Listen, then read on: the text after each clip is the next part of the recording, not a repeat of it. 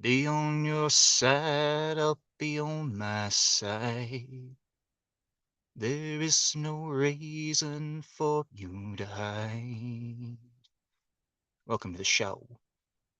It is so hard for me sitting here all alone, when you could be taking me for a ride.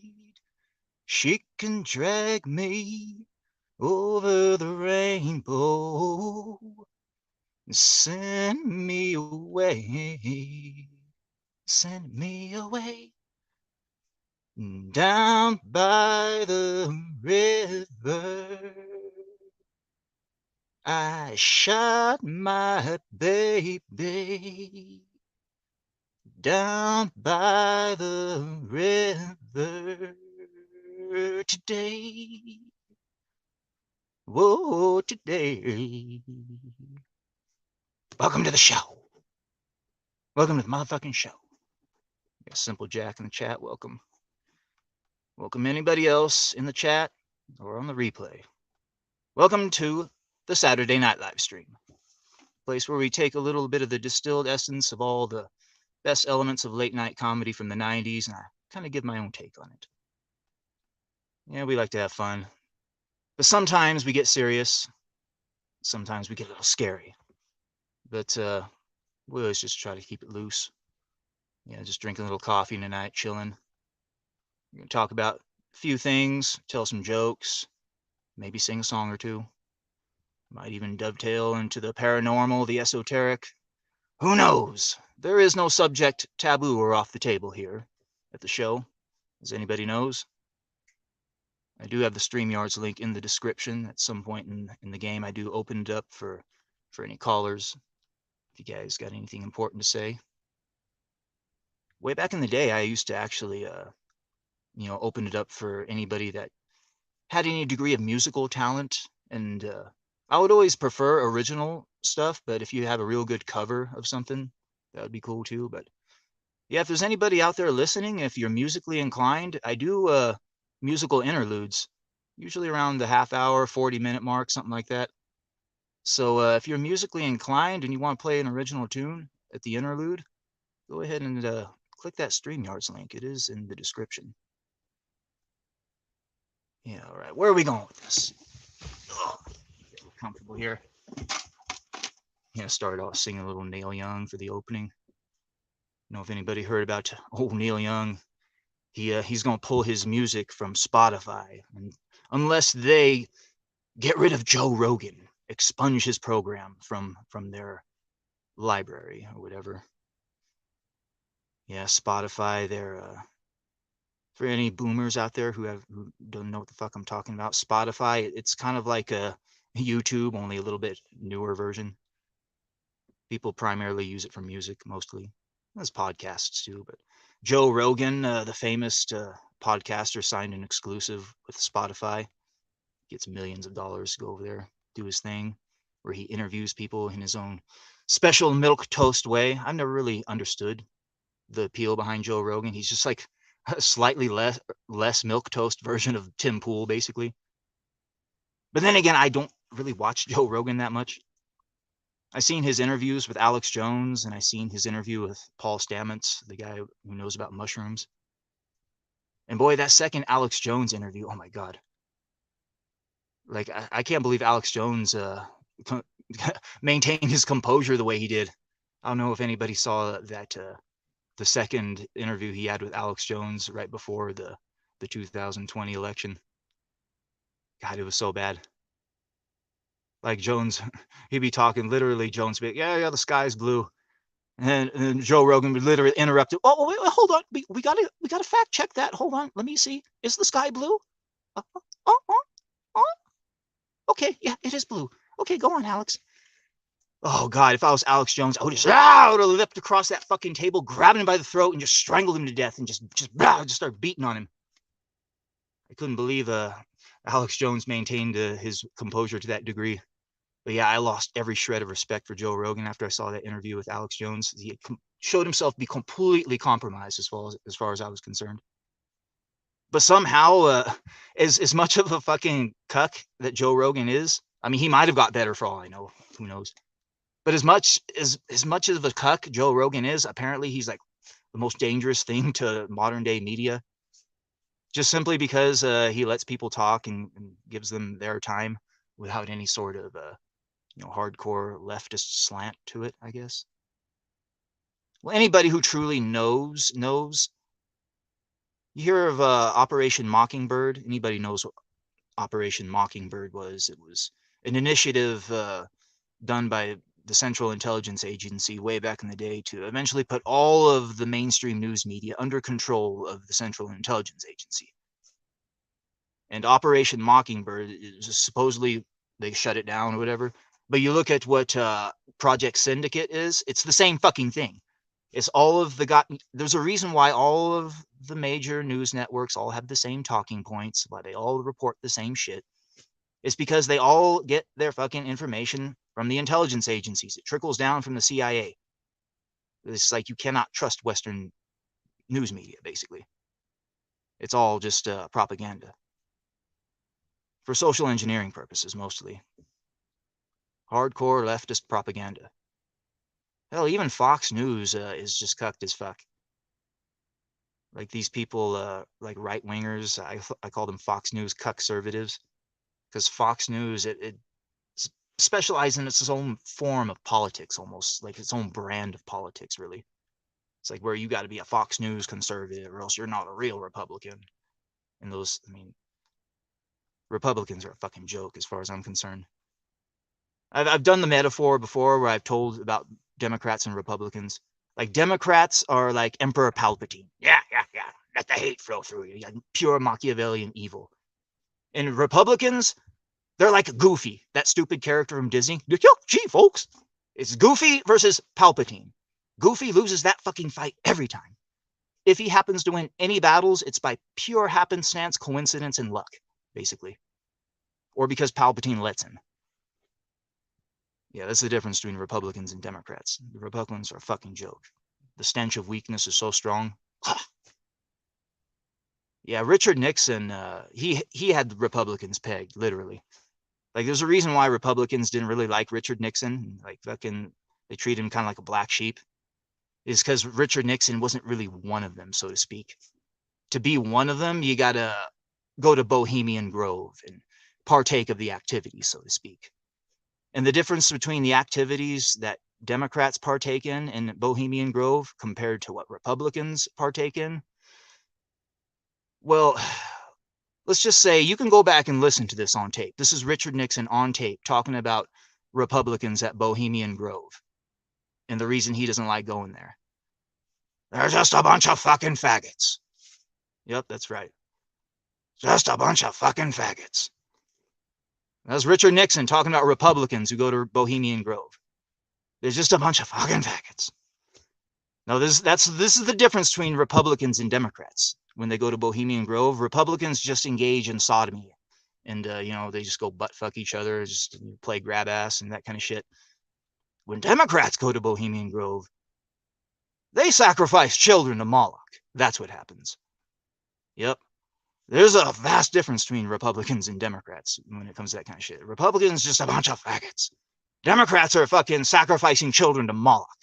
This is the fucking level of fucking wickedness we're dealing with here. But yeah, like I said, it's Palpatine versus Goofy. Goofy loses that fucking fight every time. And we got nobody sitting in the wings, to tag in, Well, we got the Libertarian Party, or the Lolbertarians, as I call them. I mean, they're an even bigger joke than the fucking Republicans. Let's not kid ourselves. All you got to do is look at the types of guys they trot out there for their presidential candidates every year. Who was the last guy? Gary Johnston? This fucking, oh my God. And you can't even call that guy a man. I mean, Jesus Christ.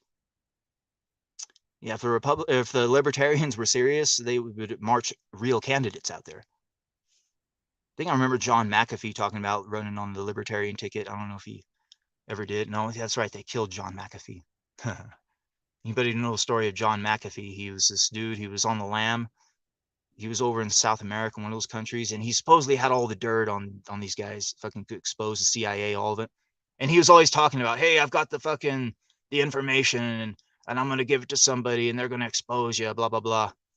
And what happened was they ended up extraditing him to America, but before he could get extradited, they yeeted him. Exactly. I mean, of course they yeeted him, of course. I mean, I hate that fucking shit. Every time you got these guys who are supposedly whistleblowers, they got the fucking info, they're going to give it. And rather than just giving up the info and exposing them like they should, they say it and they kind of put it out there, and it gives these intelligence agencies time to assemble their hit squads and put together their plans to kill them, and then they end up killing them. That's what happens. So we don't know what sort of information John McAfee had on these people now, because they fucking killed him. Just like they did with Anthony Bourdain. Anthony Bourdain fucking makes some cryptic tweets talking about how these fuckers are no good. Harvey Weinstein, Clinton, they're fucking, he's going to expose them, blah, blah, blah. Then all of a sudden, next thing you go, ah! Fucking Anthony Bourdain yeeted. Yep, he supposedly killed himself, of course. And they always get away with it. They always do. It's only a matter of time till Ghislaine Maxwell fucking gets arkancided, suffers from an acute case of arkancide, as they say. And make no mistake, the Clinton body count is real. I think the body count, it's almost 100 people have died that are close to the Clintons that were going to testify against them or who are enemies against them. Something about being enemies with the Clintons will get you fucking 6 feet under, basically. And it's always in the weirdest ways. Like you'll fucking get, 2 shots to the back of the head, and it'll always be a suicide. Without fail, it'll always be a suicide, no matter how many times you get shot. And no matter how many fucking places that it's impossible, you'll die of fucking, you'll find yourself zipped up in a goddamn suitcase and like, oh, suicide, he killed himself and zipped him up in the suitcase. It's like, Jesus Christ. Yeah, anybody know the Clintons, they're a crime family is what they were. But the Clintons were nothing more than lackeys of the Bushes. Anybody who truly knows that, the Bushes, they were the real bad ones. Well, not the Bushes plural, but Daddy Bush, Well, I don't know if you could say Daddy Bush, because it was Prescott Bush. He was the original one back in World War II. This fucker was so bad, like he was collaborating with the Nazis for one, and there was a special little thing that he got off the hook only on the sole condition that none of his progeny ever ran for public office. Ironically enough, his son and grandson become president. But yeah, Prescott Bush, he was the original baddie.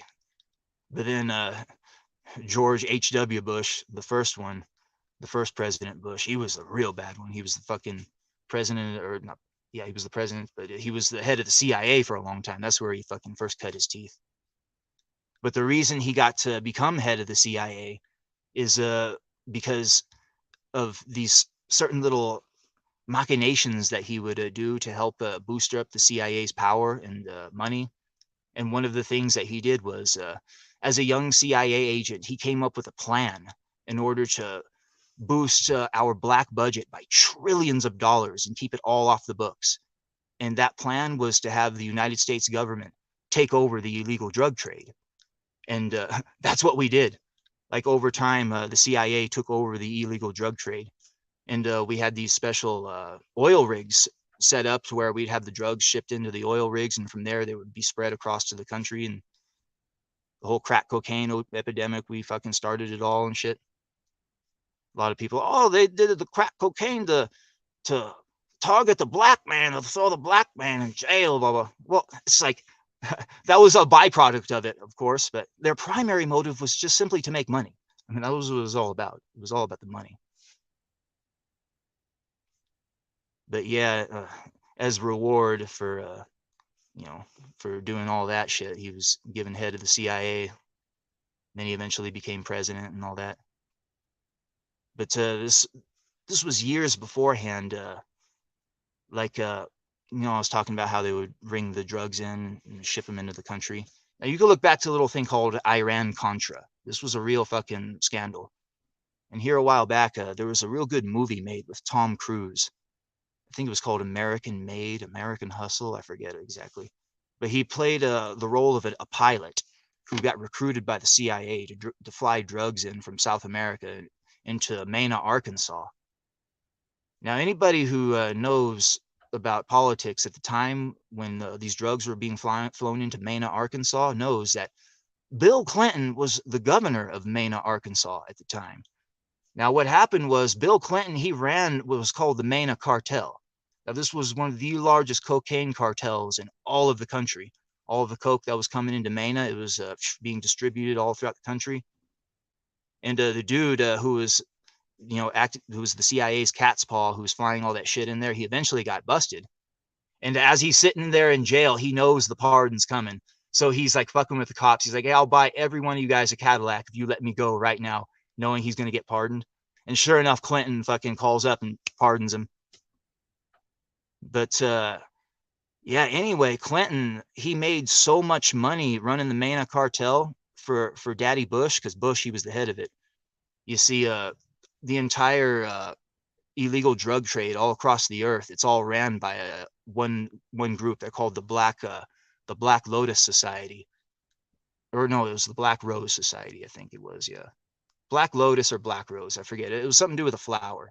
But the head of the society was called the White Rose, and he's like the chief drug dealer or whatever. And Daddy Bush, H.W. Bush, he was the White Rose, the head of the society for the longest time. But Bill Clinton, he made so much money dealing drugs for Bush that Bill Clinton's reward for making all that money was that after Daddy Bush was president, then it would be Bill Clinton's turn to be president. You see, they had this preordained years before in the 80s. This is all true. I'm not fucking around when I'm saying this. The bottom line is these people are fucking evil. There existed a word 1,000 times greater than evil. Would begin to scratch the surface of describing who and what these people are. And they're the ones running the show, so to speak. And to think we had Donald Trump in there for a while, and people thought that he was different than those guys. No, Donald Trump was a fucking joke and a half. The stench of weakness was strong with him. I know that.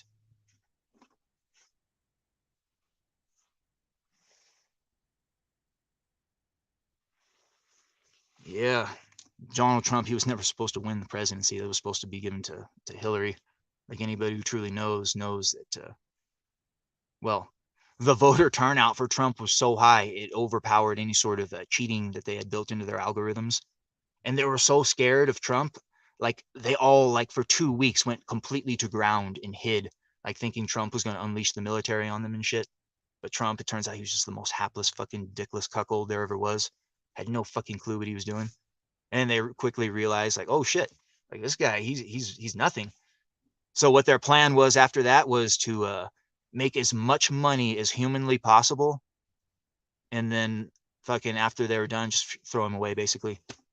And that's exactly what they did. It's exactly what they did. And now we got old Joe Biden, poopy pants, in there. And before Trump, we had Barack Hussein Obama, who was nothing more than the culmination of Project Monarch, pure CIA puppet. And Bush Jr., who was, well, he was nothing more than a puppet of his father. Yeah, there's a reason why Bush acted really weird and acting like he was like fucking a brain dead retard a lot of the times. You see, one of the things about MK Ultra, we learned a lot of drugs that control people real well. And one drug that we figured out could control people real well is a drug called scopolamine. What it is, it's like a super date rape drug. You can drug somebody with it and they're like fully conscious, and you can give them orders and they're like a living zombie, basically. And a lot of Bush, the second Bush's term, he was just purely controlled through scopolamine. He was like a living zombie, basically. That's why he was just felt so like out of there, like he wasn't really there. Yeah. And then some people say, oh, well, what about Reagan? Well, he was on our side. And like, was he really? He might have been for a bit, but then they put him in his place by fucking shooting him. Anybody knows Hinckley knows how connected he was to Herbert Walker Bush, MK Ultra, all that fucking shit. The bottom line is, well, emancipate ourselves from mental slavery. None but ourselves can free our minds. Time for the lambs to grow horns and become rams, so to speak. Throw off the invisible chains that bind us. Time to kick feminism like a football, punt that shit.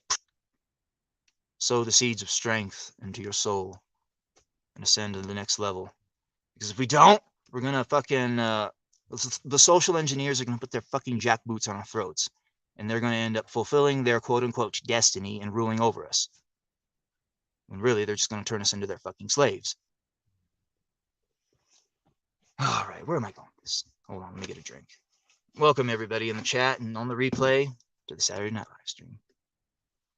Looks like we got Amit Rain in the chat. Crab Radio, welcome. Oh yeah, I got a little cotton mouth going.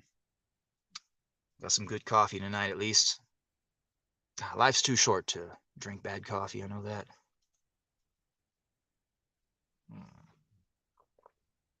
yeah. Living out here in the middle of nowhere. It's the simple things in life. The simple things. And it's a little simple thing like just being able to drink good coffee. Just you make a man happy.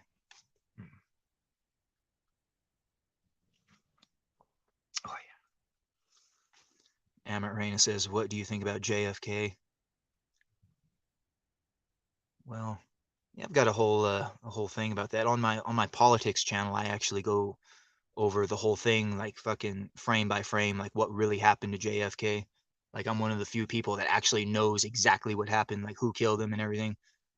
Spoiler alert, it wasn't Lee Harvey Oswald. Nope.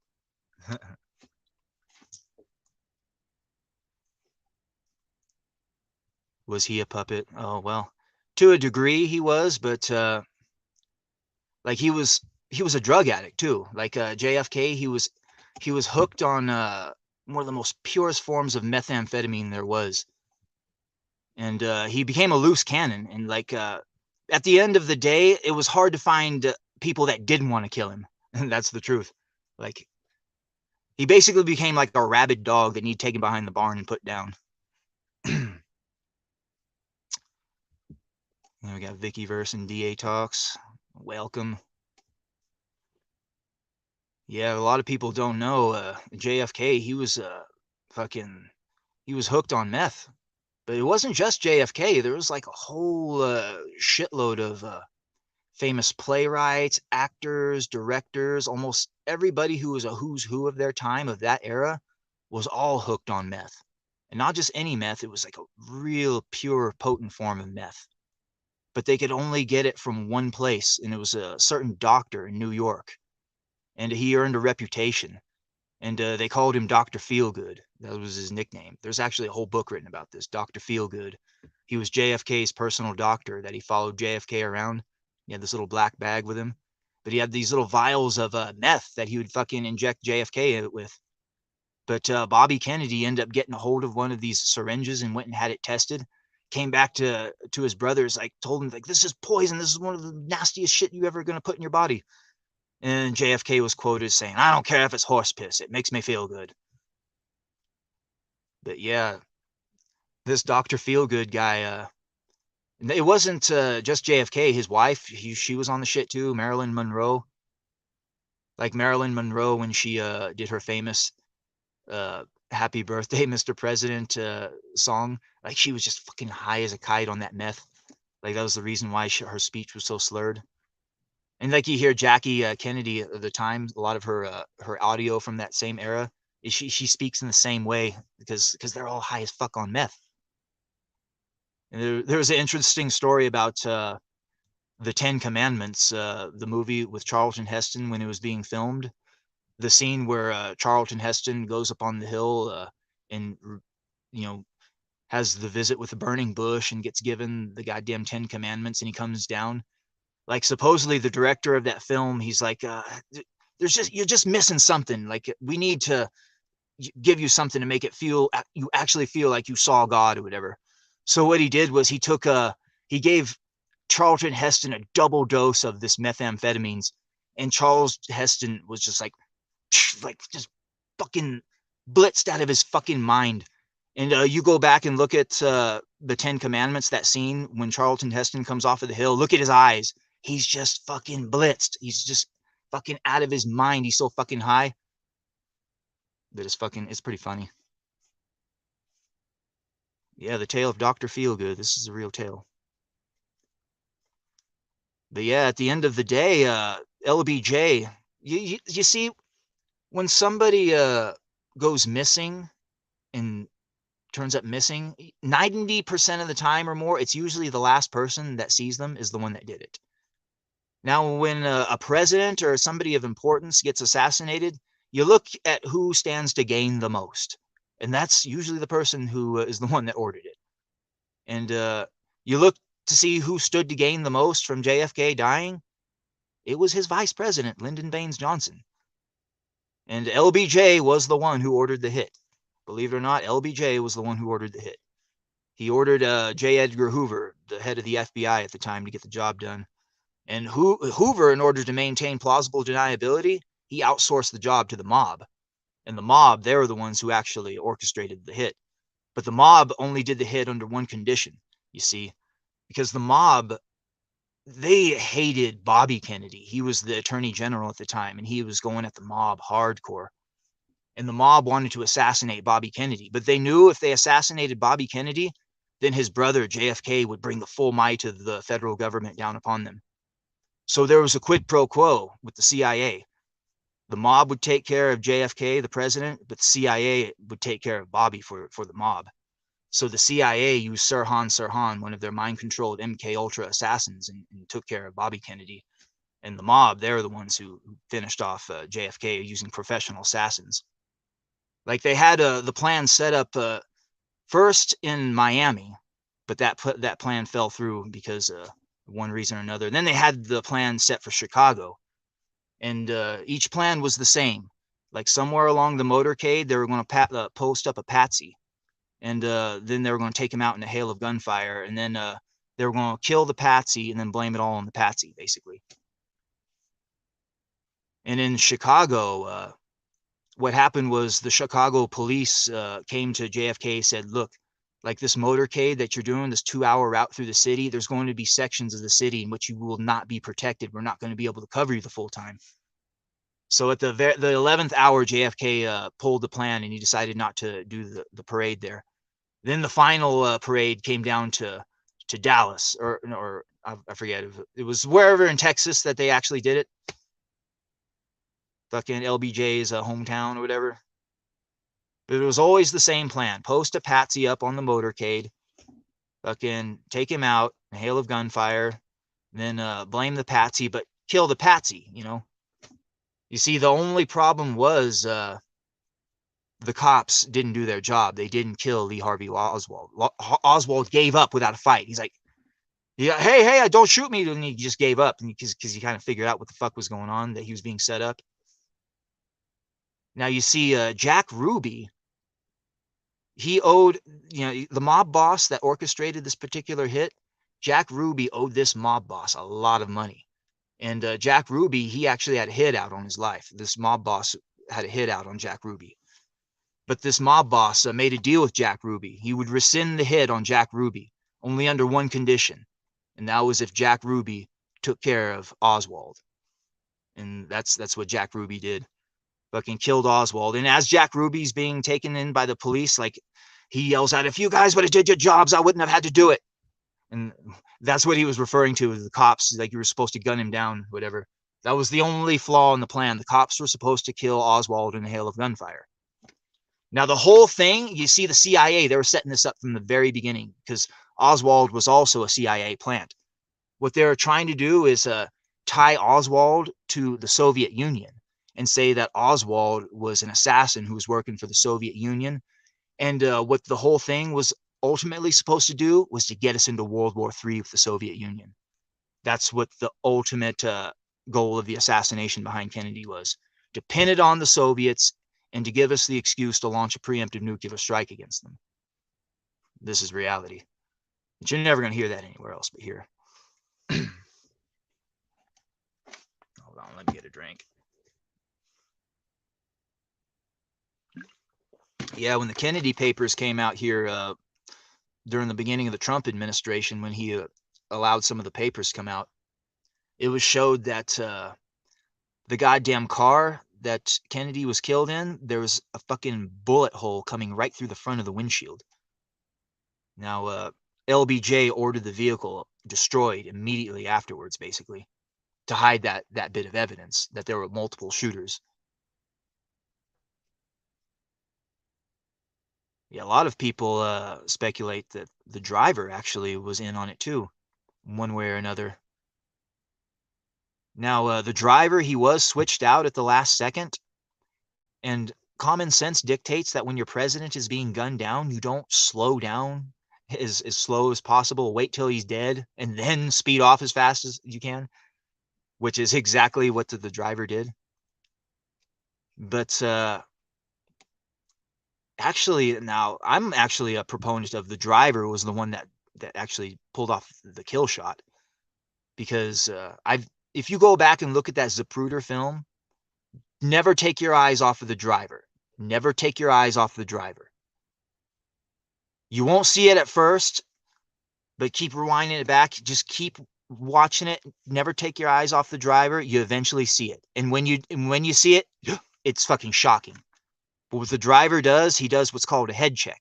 He looks over his shoulder, identifies where the target is, then he looks forward again, and then he does another head check. Only this time, you look, he's got a little pistol in his hand.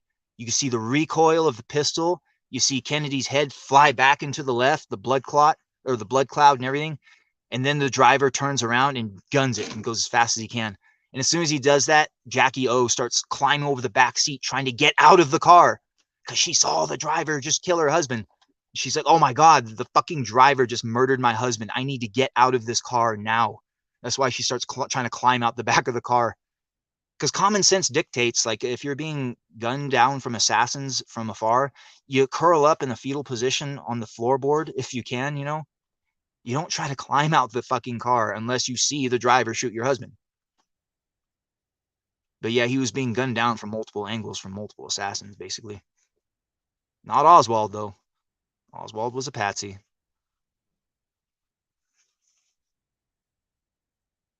Yeah.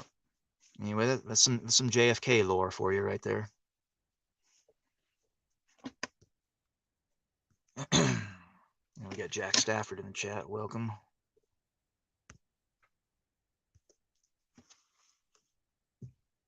Yeah. Exactly. Yeah, go back and look at the Zapruder film and never take your eyes off the driver. Just keep watching him. Because it happens so fast. Well, he's a goddamn Secret Service agent. These people are professional killers, after all.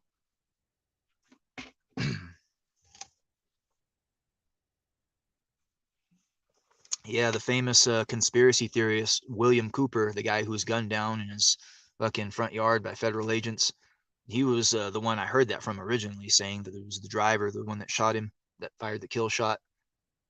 He said, keep watching that film and you'll see it. And then eventually I started watching it, like, because I didn't believe that shit at all. And then I kept watching it, and eventually I saw it. Like, yeah, I'm not fucking around. All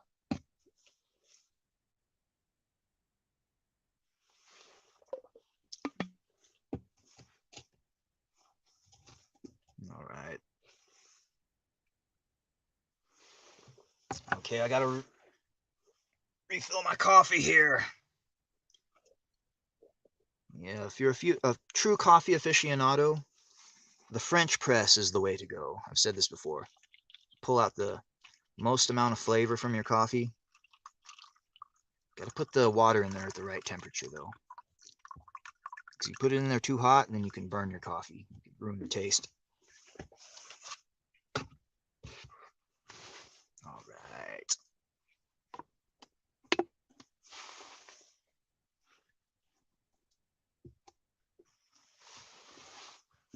Yeah.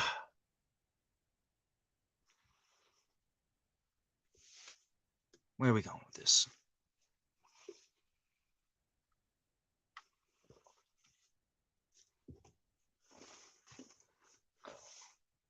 Yeah, fucking. One thing about Kennedy, like if you were to look at John F. Kennedy's politics way back then and apply those politics nowadays, John F. Kennedy, he would be a conservative Republican. I mean, this is how far the political spectrum has shifted. It's not even funny. I mean, anything to the political right of Chairman Mao himself is considered alt-right in this day and age, though. Yeah, the worst part about the left is they're just so fucking dangerous. They're dangerous not only to society but to mankind and the earth in general for many reasons. Yeah, you see these leftist soy boy men out there who think that they're all sensitive and they're good people, but they vote Democrat and shit like that. Like those types of men are so dangerous in so many ways. Like for one, voting in leftist liberal Democrats who enact leftist liberal Democrat policies like abortion, like these weak soy boy men, these male feminists, what they're actually doing is contributing to the murder of unborn children, is what they're doing. These male feminists, these leftists, they're dangerous. That's what they are. Yeah, male feminists are pro-abortion, which means that they're pro-death for babies. You see these fucking weak soy boys and shit. Like all you are is a symbol of fucking evil. Goddamn leftists. Yeah, few people know the true tale of Margaret Sanger, the woman who founded Planned Parenthood. Planned Parenthood, that organization that is responsible for so much abortion all across the country. Yeah, Margaret Sanger, the woman that founded Planned Parenthood, famous leftist woman, famous feminist, she founded Planned Parenthood for the sole purpose of murdering as many black babies as possible. It's true. You can go back and look at this. Like, this was the reason Margaret Sanger founded Planned Parenthood, to try to enact genocide against the black race, to try to kill as many fucking black babies as possible. I'm not fucking joking. Champion of the left. Huge feminist. Margaret Sanger. Pure evil.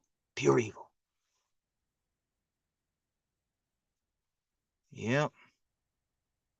Yeah, ironically enough, white men and black women, they make the best children. Like all the studies have done, like highest IQs, most athletic.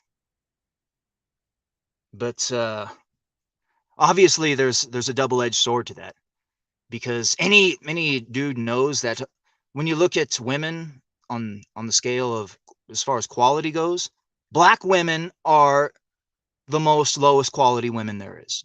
Hands down, beyond any shadow of a doubt, be any degree of equivocation, black women are the lowest quality women. And no, I'm not saying that. Oh, yo, racist. No, I'm not saying that because I'm racist, whatever.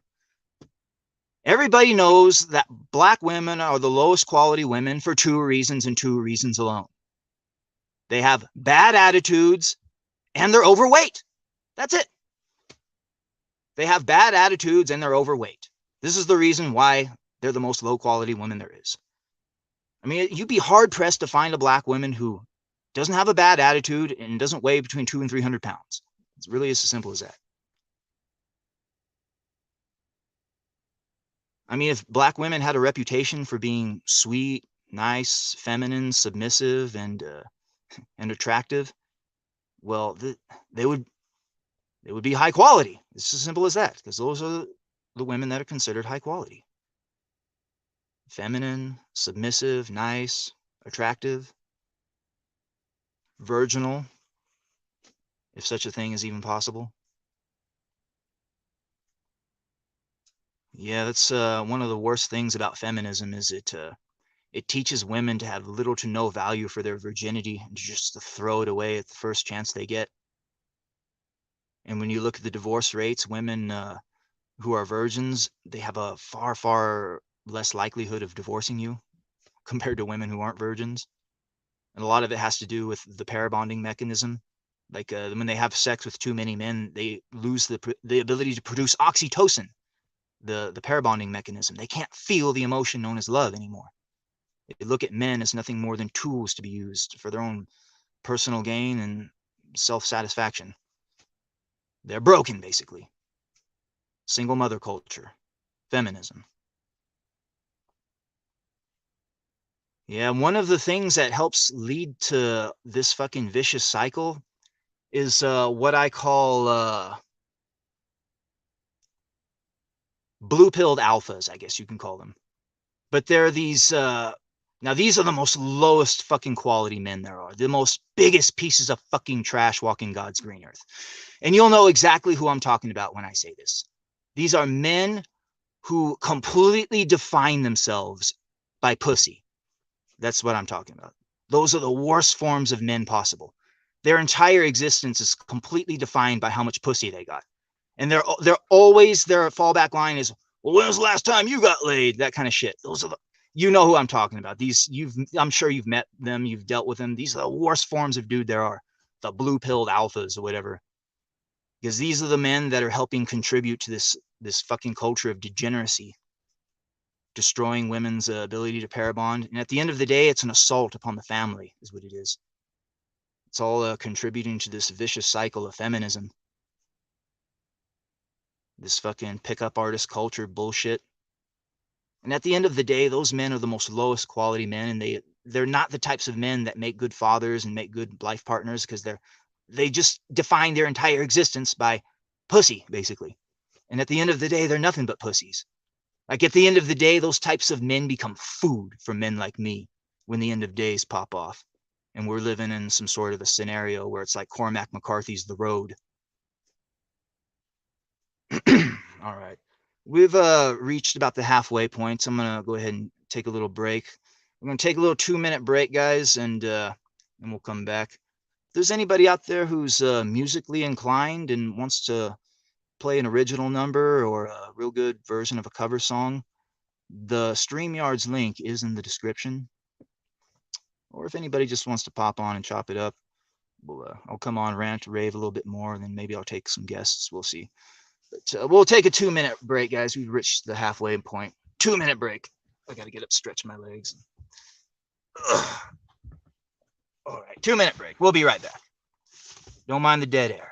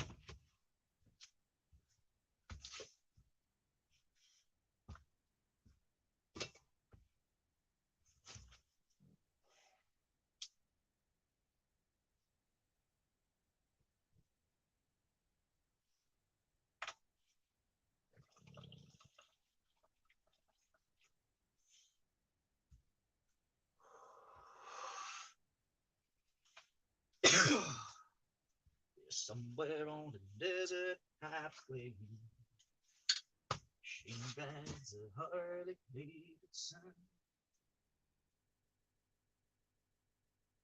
black king.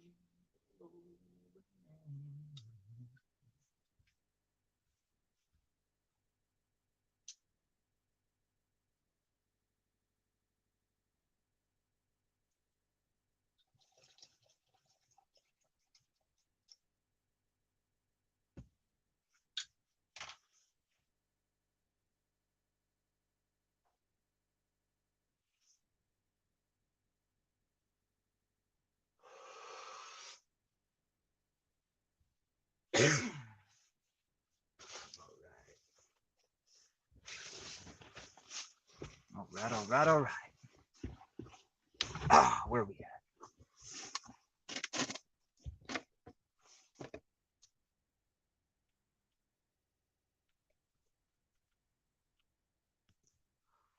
And Jack Stafford says, definitely I will be watching the Zapruder film and reading up on Sanger later. Interesting info. Yeah, sometimes you hear interesting things on this show, sometimes. Crab Radio. I watched the Zapruder film and I see where that is possible. Yeah, I didn't see it at first. It probably was about the 10th go through, and then I finally saw it. And when you see it every time afterwards. It just pops. Driver does a head check. He turns, identifies his target, looks forward, and then he turns again, but he's got the pistol in his hand. You see the recoil of the pistol, the head fly back and to the left.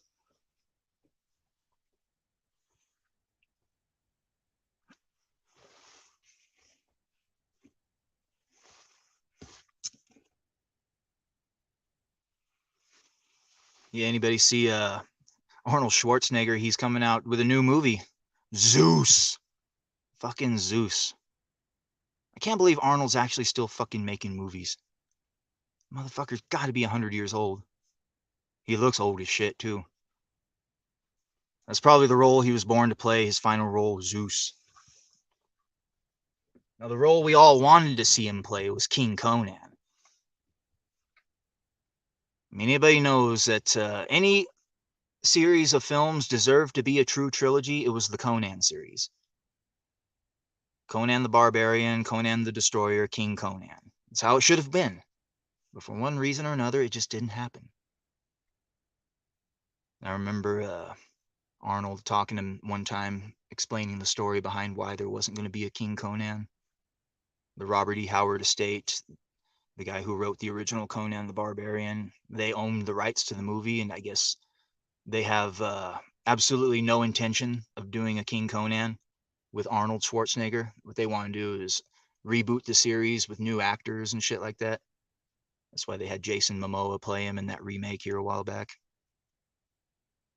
Yeah, for that reason, that's why we'll never see a King Conan. That's what Arnold said. But it's not out of the realm of possibility. I mean, if this Zeus movie really hits it out of the park and makes a lot of money, I mean, who knows? In this day and age with Hollywood, they're desperate for bangers. I know that. The MCU is pretty much dead. They're never gonna fucking have any more huge hits come from that. Star Wars is fucking dead. They gotta figure out a way to make more franchises, so to speak, because they can't go to the well on all those ones that they've destroyed. I mean, wokeness is fucking pretty much put the sword to anything that was relevant. They killed the Matrix here recently. I mean, I hear that new Matrix movie is pretty much as bad as The Last Jedi. Maybe even worse, some say. Yeah, thinking about Lawrence Fishburne. He's like not even in the movie. Like, sorry, Lawrence, you're too fat and old now, I guess. Like, we're putting Arnold Schwarzenegger in movies, but you're too fat and old. Sorry. Yeah, ironically enough, anybody remembers Apocalypse Now? Lawrence Fishburne, he was in that movie. He was on the boat. And Lawrence Fishburne, a lot of people don't know, he was only 14 years old when he was in that movie. Like he's supposed to play a 17-year-old. I'm 17, but in reality, he was only 14. Anybody goes back and watch Apocalypse Now knows that was a young 14-year-old Larry Fishburne.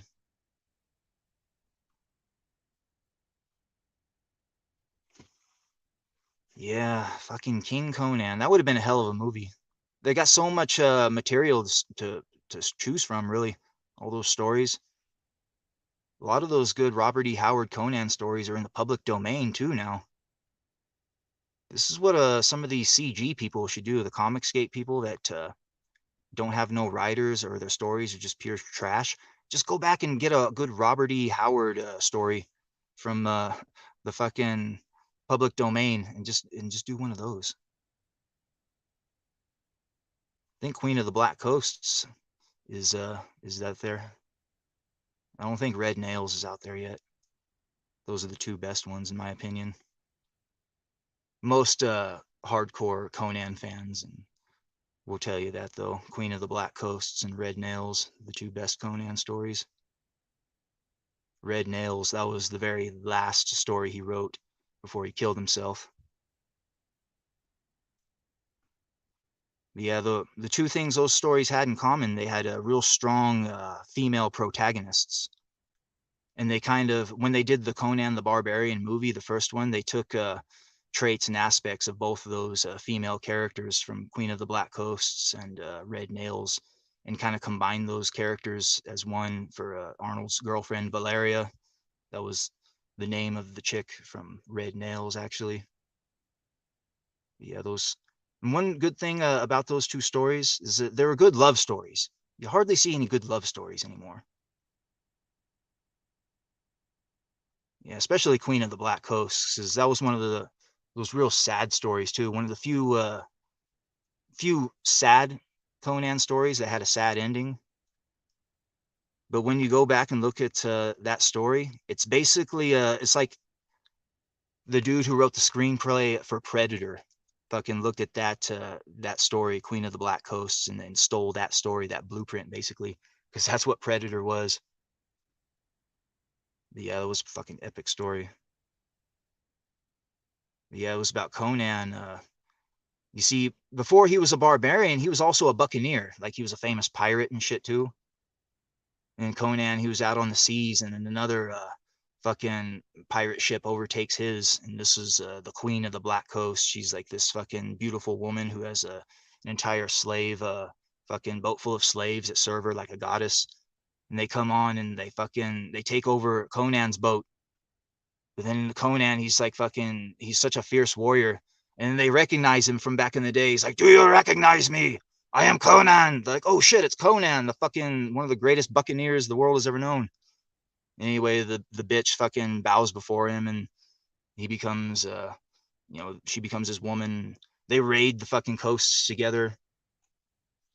Then they hear about this one fucking city, and it's like an ancient city that's been abandoned, but it has supposedly all sorts of jewels and gold, and but it's up this river, this Black River, and no ship has ever returned when it's come up the Black River. And they decide to go up this Black River to this lost city to go raid it. And what happens is, you see, there's this creature that lives at the city, and what it is, it's basically the apex evolution of a certain race of creature that lived on the earth that was like a gorilla. Just imagine a Bigfoot at the apex of its evolution, and it has wings. But what had happened was it went completely mad and became a serial killer and like killed fucking all of its friends, and like it was the only thing left. And it like all it does is haunt this city and just kills anything that comes around and will sink the ships. And what happens is Conan, he comes up there and he takes his whole crew out, and they find the city, and it's just got jewels lying on the ground everywhere. His woman throws on a fucking this necklace, and she's all enamored with the jewels, and they start loading it up. So Conan takes a small group of dudes, and they go do some exploring and shit. Anyway, this fucking beast, it goes and it fucking kills all of the dudes at the ship, kills his woman, comes back, kills all the dudes that he's with. And it's just basically Conan versus this one fucking beast, this apex predator. Now, when Conan was raiding the coasts with his woman and shit, like she was like so in love with Conan. She's like, "Conan, like I love you so much. Should I die, then my spirit would come back from the dead and fight with you." Like this is how much she loved Conan. Anyway, Conan, he's like fighting this fucking beast, like and like right when this beast is ready to strike Conan down, his woman's spirit comes and starts fighting this beast, keeps it distracted just long enough for Conan to fucking slay it. And they took that same trope and they applied it to the Conan the Barbarian movie, kind of. But I thought, now that's real love right there. A woman that loved her man so much she would come back from the fucking dead to fight at his side. You don't see that kind of love in stories anymore. Now, feminism killed the notion of love. That's what happened. Yep. This is one of the greatest. This is why I've said feminism is the most destructive, evil ideology the world has ever known. Because it is the antithesis of love, is what it is. And you don't see love written into stories anymore. It's because of feminism. It's because feminism has become so prevalent. It's polluted society so much that the very notion of love itself has basically become taboo. Yeah, I heard some statistic the other day saying like it's less than 7 men out of 1,000 are even getting married nowadays. Like, this is a direct result of feminism. It's an assault upon love, is what it is. Feminism. It's an abomination in the eyes of God. It's the inverted way of how humans are supposed to live, basically. And this is why leftism, liberal Democrats, are so dangerous. When they get into power, they enact these leftist policies that are all about feminism and shit, and it's all about weakening the fabric of society, attacking the family, and ultimately, it's an assault upon love itself.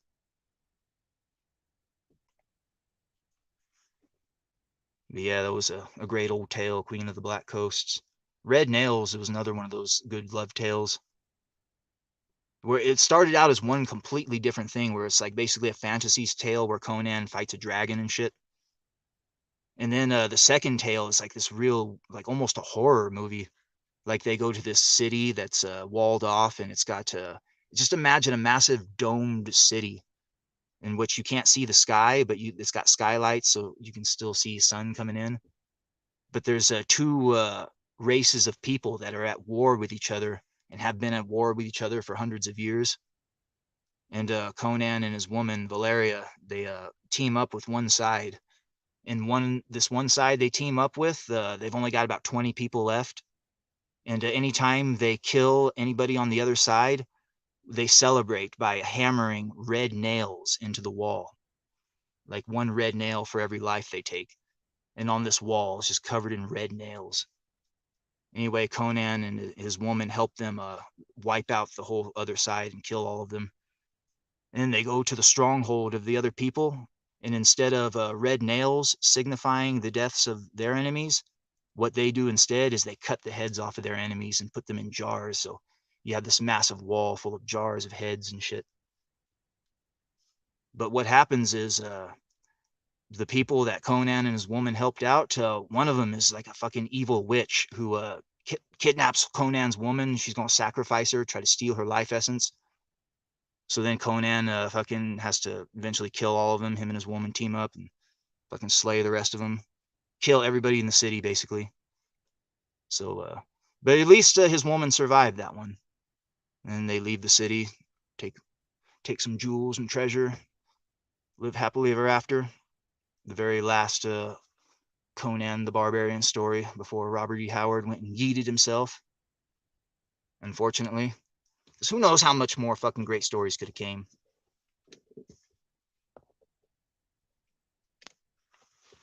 Yeah, but then I got to thinking, those two fucking badass stories, like you could almost reconnoiter those stories, a lot of the key elements and essences of them, and combine them into one story, but put it in outer space and have it become an epic space opera.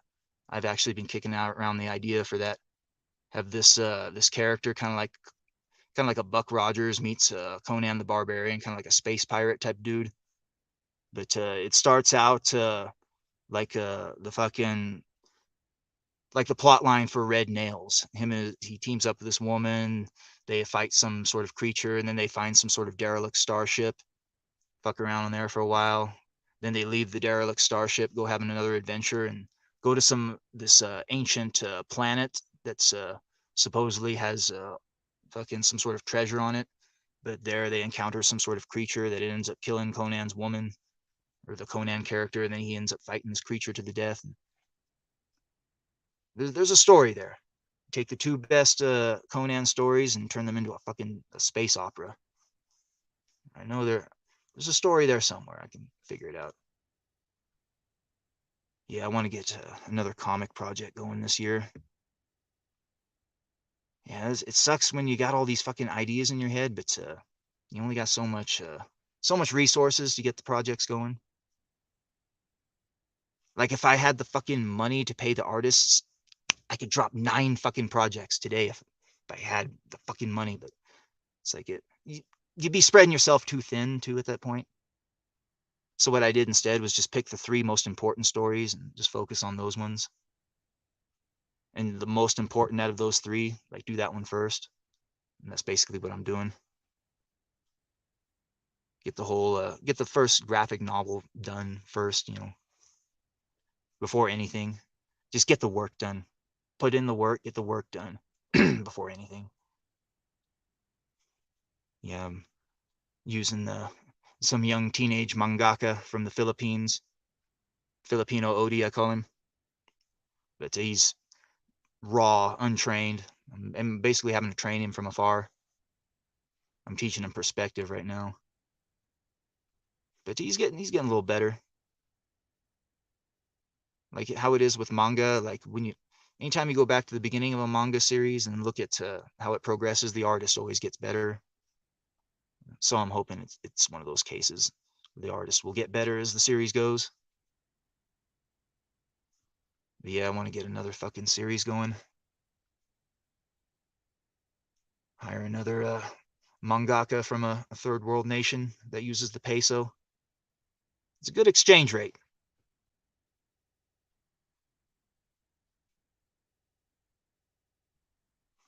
Yeah, the amount of money you pay one Western comic artist, you could basically pay 3 fucking manga artists. Yeah, speaking of which, anybody knows this guy by the name of Young Rippa, Eric July? He's got a huge following on YouTube. He's also into politics, libertarian, all that, Blaze TV.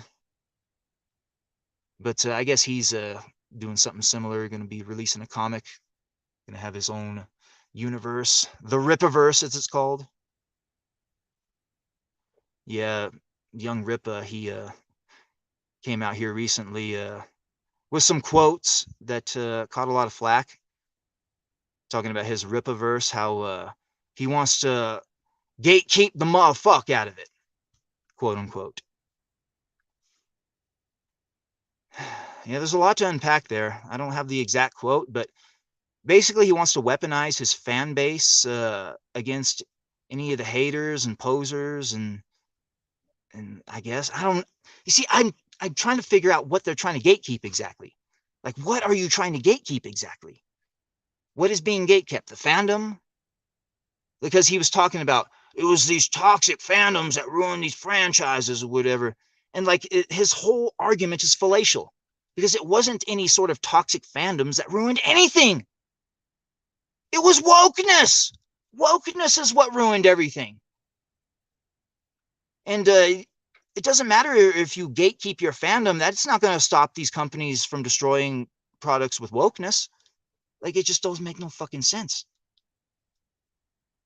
Like, what I'm thinking is a lot like what these companies will do with diversity hires. They'll put a woman as a lead, or a black person or whatever. And if the fucking movie sucks, then they could just say, oh, you just don't like women, or oh, you just don't like black people. I think Young Rippa is laying the groundwork for that.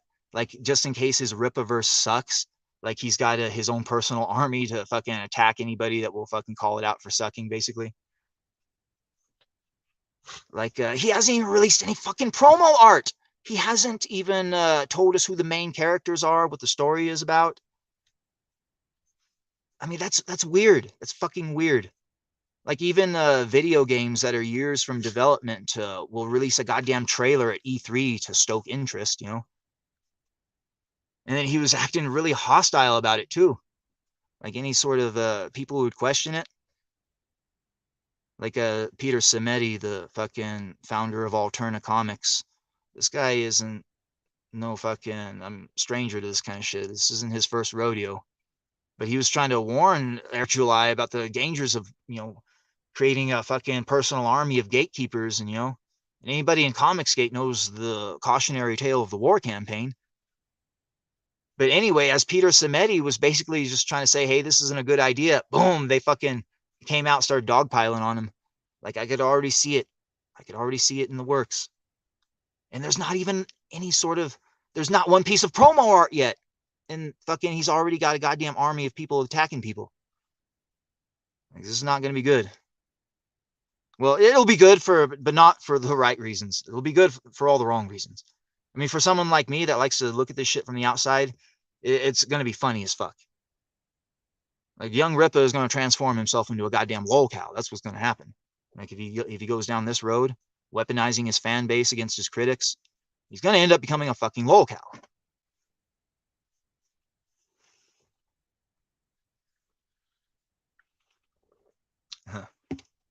Jack Stafford, who was the Hamburger King or whatever that tried to make a CG book with Antonio and it didn't work out.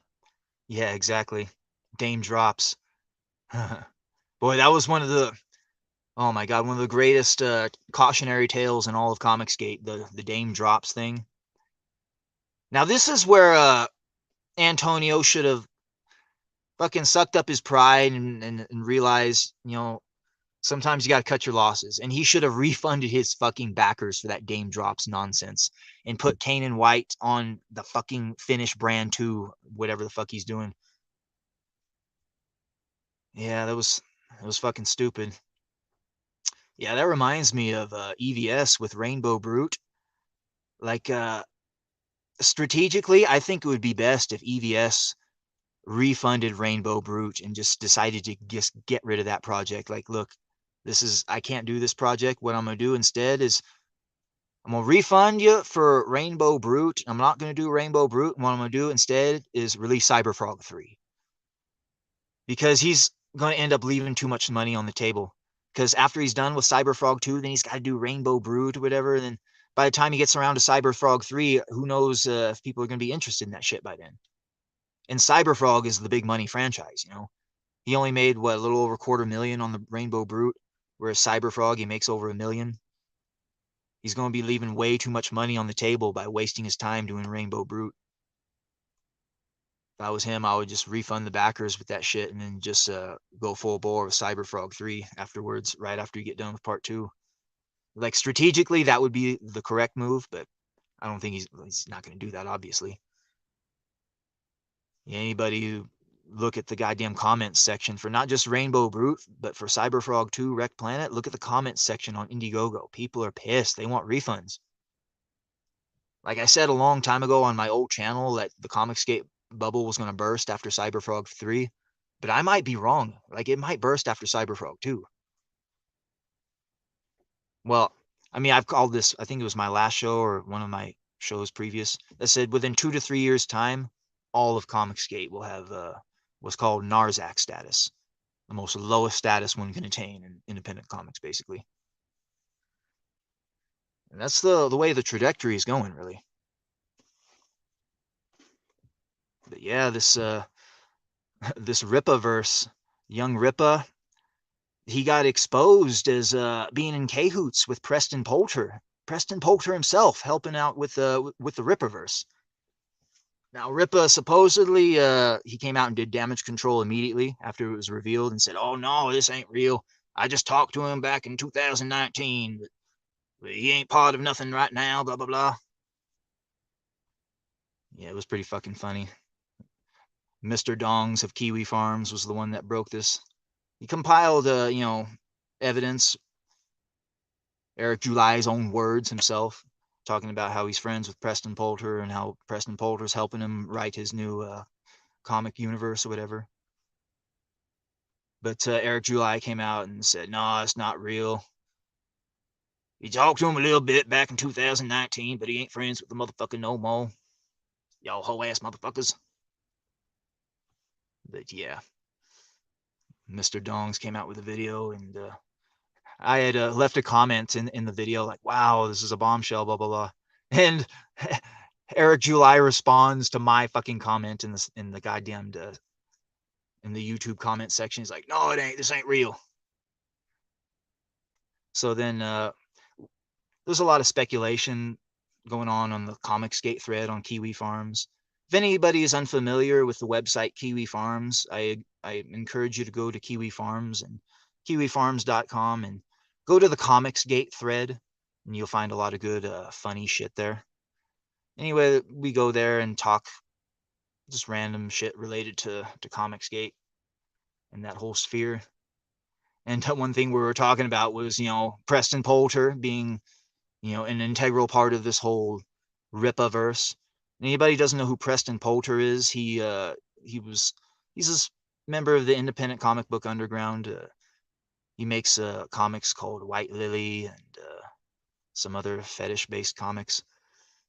Anyway, he thought he can get cute and buy up or steal up the Comicsgate trademark and then weaponize that against all the members of Comicsgate. And it's all being litigated right now. But basically, he's an enemy of Comicsgate, a very well-known enemy of Comicsgate, and also a well-known cuckold. Like he's a well-known pornographer who's been seen millions of times on Pornhub, getting fucked in the ass with a strap on. He's basically like a more beta version of Jack Murphy, I guess you could say. But yeah, this Preston Poulter guy, he's also involved in politics, I guess, kind of like young Rippa, libertarian politics, or lolbertarian as I call it.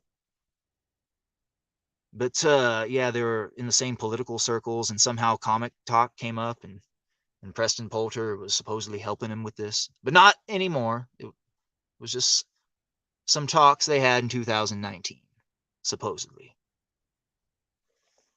Now, as far as I'm concerned, if this Rippaverse was a goddamn full budget Hollywood movie, if Preston Poulter was the gaffer on the fucking thing, it's tainted. You can't watch it. It's tainted. Now, for the simple fact that Preston Poulter talked comics with young Rippa, the Rippaverse is tainted. Don't you understand? It doesn't matter. It doesn't fucking matter that Preston Poulter has no tie to it now. For the simple fact that him and young Rippa talked comics and they talked about this Rippaverse means that the Rippaverse is tainted. Tainted with a shit-stained dildo. Yes. I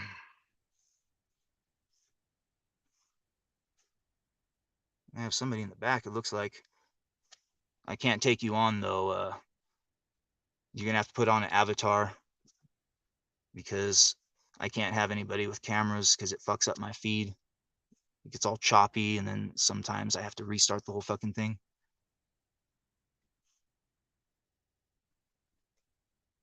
Yeah, I had somebody in the back room, but they had a camera on. Mr. Exotic. He probably would have flashed his fucking dick anyway. Probably a good thing not. But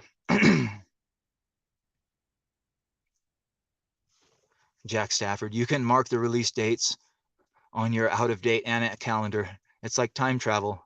Yeah. Yeah, that reminds me, part of Cyberfrog Wreck Planet, part of that whole perk thing was to get a 2021 calendar. And it's 2022 now. It's like, yikes. Talk about old projects.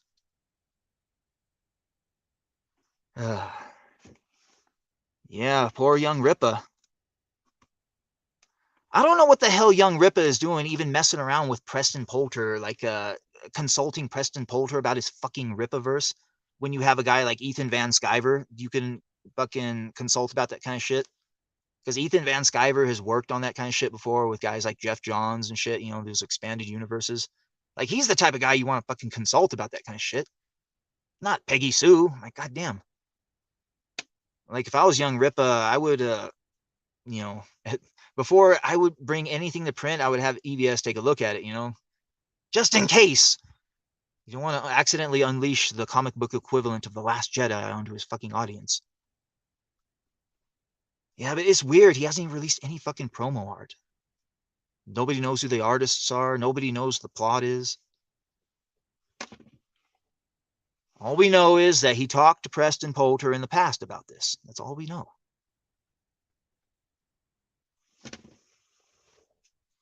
Yep. For the simple fact that they talked comics means the whole damn thing is tainted as far as I'm concerned.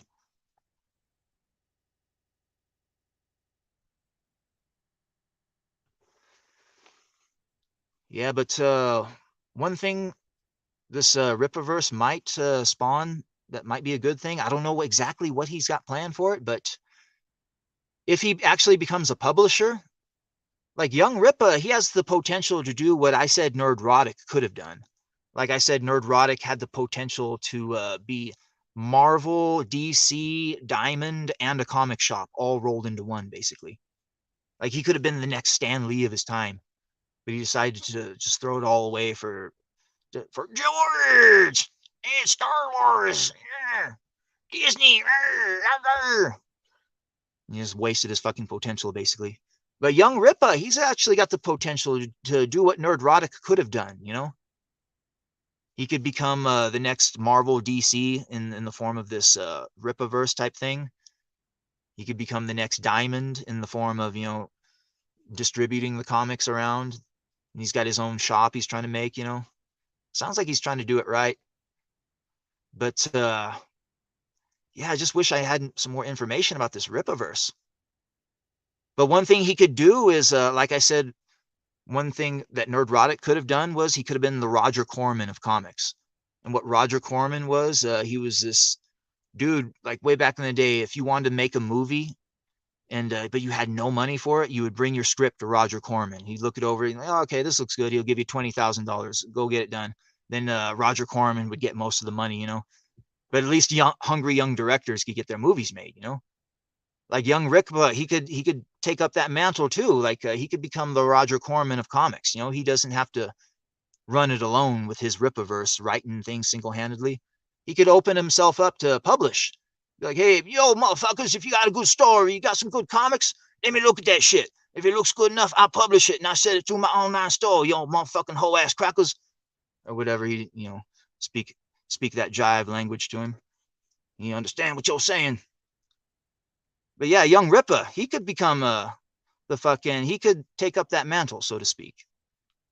But not if he fucks up out the gate and turns himself into a fucking lolcow, weaponizes his fan base to gatekeep a non-existent product.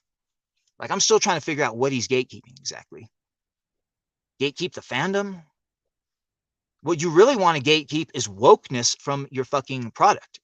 Because as long as your product isn't woke as fuck, then you're not going to attract these weird people to your fandom, basically. Like you look at Star Wars, what they did with the Reylo shit. It attracted those weirdos, the Reylos. Like, and it was all because they want to put that weird woke, like, you know, Ryan Johnson tried to put that shit in there. It attracted a weird form of fucking people to the fucking fandom, Reylos, you know? So just keep wokeness out of your product and you won't attract that weird element, you know? If you don't want furries being attracted to your product, don't have your product cater to furries. It's as simple as that. One thing I think Rippa should do, though, is he should come out with the first trans superhero. Because I said this before, at some point it's going to happen. It's going to fucking happen. DC or Marvel is going to take one of these beloved characters that we know and love, and they're going to fucking turn him trans. I got a feeling it's going to be the Punisher. I just got a feeling they're going to turn Punisher trans. This is my fucking gut feeling. I think DC, I mean, they've already done gay Superman, and once gay Superman gets played out, I think DC might actually do trans Superman. Like, I'm not fucking kidding. I think DC might pull the trigger on a trans Superman one of these days. Now, one way to prevent trans Superman from ever happening is you've got to inoculate that entire genre from ever having it happen. And one way you do that is you do a parody of it. You have a trans superhero, but you turn it into a complete mockery, basically. Trans man, trans or non-binary man, or I don't know what you'd call it exactly, but there's a lot of comedic potential there, you know. Decides to use his eye lasers to, you know, cut off his own genitals or something. I mean, come on. There's comedic gold waiting to be mined. But once you do the first trans superhero, then you completely inoculate that genre from ever having a trans superhero. Because the DC members, they'll get in the boardroom and they start bantering about what they're going to do next. Oh, how about we turn Superman trans? Like, oh, no, we can't have trans Superman. They already did Tranny Man. It'll make it look like a joke. And if you do it funny enough, you completely inoculate that genre from ever having a trans superhero. But you got to do the parody first. That's what young Rippa should do with one of his things. Because supposedly he's going to have multiple stories and they're all going to be connected, whatever. Peggyverse assemble. Yep. Yeah, I just hope it's not going to be generic capes and tights bullshit. But you know it's going to be. You know it's going to be. Yeah, it's hard to do capes and tights nowadays and have it be fresh and new. Have it feel cool. I mean, you see Invincible, people like that shit nowadays. But that was originally written like fucking years ago. They're just only now people knowing about it because of Netflix shit.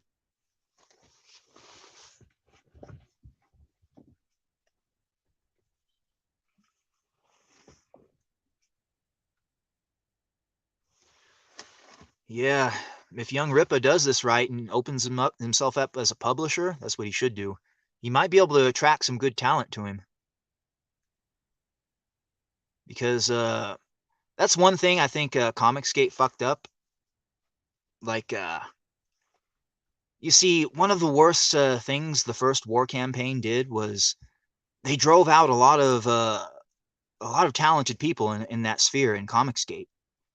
The Tim Lims of the world, Alexopolis's, the fucking Niobe Larrys of the world. I mean, the war campaign, they drove out a lot of talent. Ain't gonna lie. And well, and you look at the state of Comicsgate nowadays, it seems like it's in a state of entropy. It's just simply not fun anymore. It's just kind of gay. And one reason why it suffered in this degree of stagnation is, well, you see a lot of the talent pool. There's not really much there to choose from to rise up, you know, to elevate within, to show to the CG audience, hey, look, we've got more talent that's coming up. You know, these guys are entertaining, funny, blah blah blah. This shit just simply ain't happening. It's the same dudes from fucking 2018, basically. It's just the same group. And I think a lot of it had to do with people like War Campaign and their ilk. A lot of the most cancerous elements of War Campaign are still around in Comicsgate sphere today. But that kind of shit, fucking, it drives away talented people. And when you don't have talented people around, then you don't have that pool to choose from to elevate into your movement, you know, and thus your movement suffers. It's kind of like, just imagine, like, I'm gonna make a football allegory here, like the NFL football. At the end of every year, they have what's called a draft, and they choose from the college ranks people to bring into their teams to help their teams become stronger and shit like that. And in having the draft every year, it makes the NFL a much more exciting thing. It gives new blood in there. Now, just imagine if the NFL didn't have a draft every year, and if it was just the same dudes every year, they would just get older and more stagnant. And that's basically what's happened in the Comicsgate. There's like no talent pool to choose from to ascend. It's like the NFL, but with no college to have a draft from, basically. And well, Well, you look at the state of Comicsgate today, just late projects, mediocre projects. A guy like Liam Gray, fucking somebody who actually delivers his product, he's considered a grifter, whereas people who fucking are years late on their products are fucking considered, you know, cool dudes and part of the movement and non-grifters. Yeah. Liam Gray, he was right in not coming back to Comicsgate. I know that. He's it would have been a step backwards for him.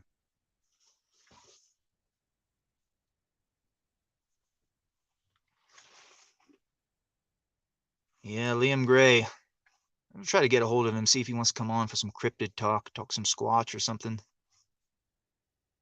Yeah, back in the day, I used to be pissed off at Liam Gray because, he labeled me anti-Comicsgate and fucking tried to destroy my career. But looking back on it in hindsight, like he actually did me a favor. Like I don't want that albatross around my neck, basically. Like with Comicsgate, it's got a ceiling. Like, and that ceiling is about 10,000 people, basically. And the place I need to get to, the destination I need to go, I need tens of millions of people, basically. For me to defeat the social engineers, I need tens of millions of people reading my comic. Because my comic, it's just imagine a vaccine, but a vaccine for the soul, a vaccine for the heart, mind, and soul. That after you take this vaccine, you're completely immune to wokeness. And you see the social engineers for who and what they are, and you know exactly what they have planned for us, and you know the exact nature of their power. And you can choose not to accept the fucking dark future they have planned, basically. And this is the fucking only way I figured out to defeat them, to expose them for who and what they truly are. But I need tens of millions of people to consume my fucking product. And I can never get there by going through Comicsgate.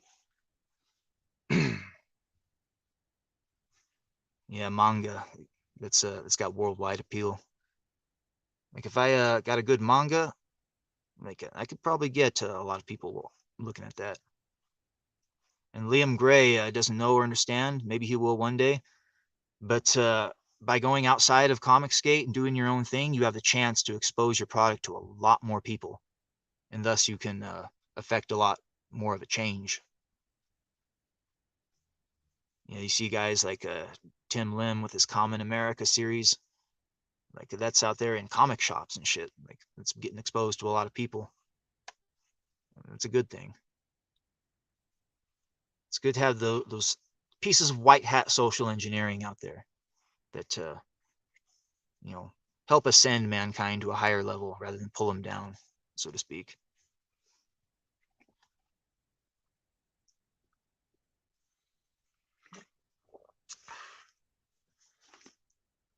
Matt Barr says Big Daddy is the wild stallions of comics.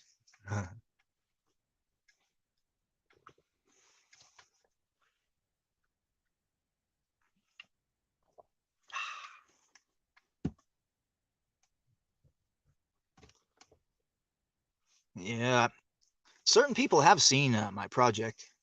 Yeah, Crab, he's actually put together the manga for it.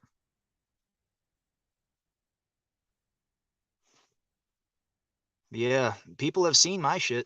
People have seen some promo art for my shit. It's still a ways off though. I want to get a good graphic novel done first, because graphic novels is where like the big money is. Nobody likes floppies. I mean, let's not kid ourselves. Who fucking likes floppies? Get 20 or 30 pages and wait fucking shitloads of time? No. It's the way I was when it comes to television series. I like to binge that shit. I don't like to wait every week for the fucking episode. Yeah, I remember Breaking Bad. That was a good series. I waited till the series was almost done till I started binging that shit. Yeah, I remember watching Breaking Bad, binging it. Then I came across a certain episode that made me so fucking mad that I stopped watching Breaking Bad for like 2 weeks after that. And it was an episode called The Fly. And in this episode, Walter White, he's just chasing around a fly the whole time in the whole episode. And I got to think, I was so mad. I was like, you only get X number of Breaking Bad episodes per season, and you just basically wasted a whole fucking episode. Like, it was just so infuriating. The worst episode of television I'd ever seen in my whole fucking life, beyond any shadow of a doubt. Yeah, I've said this before about the worst film I've ever seen in my life. It was The Last Jedi. Ironically enough, the second worst film I've ever seen in my life was a movie called Brick. Now, anybody knows The Last Jedi and Brick knows they were both directed by Rian fucking Johnson. Like, how ironic is that? That Rian Johnson, the same dude, directed the two worst movies I'd ever seen in my fucking life. Yeah, Brick. If you've never seen this movie, oh my God, this movie was so bad on so many levels. It was like, just imagine high school kids LARPing around and like pretending it was a 1920s style noir thriller. It was, oh God, like every minute it was getting worse and worse. The worst part is, like, if he would have had a script doctor go in there and take a chainsaw to that fucking script, like, it actually would have been pretty decent. But yeah, the two worst films I'd ever seen in my life. Number one, The Last Jedi. Number two, Brick.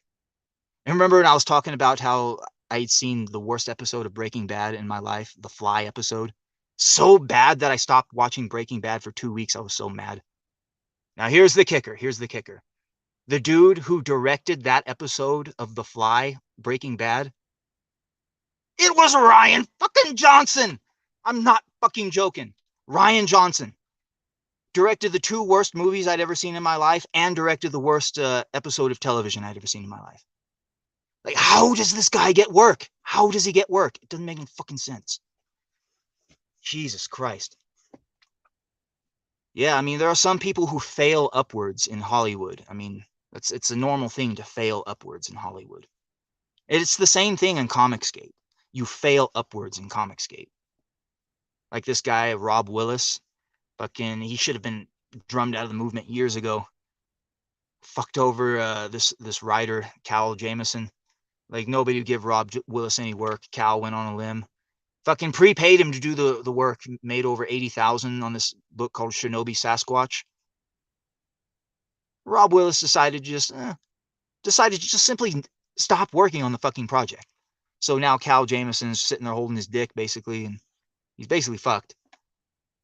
Like, he needs to find a new artist for that project, or he needs to refund his fucking backers, one of the two.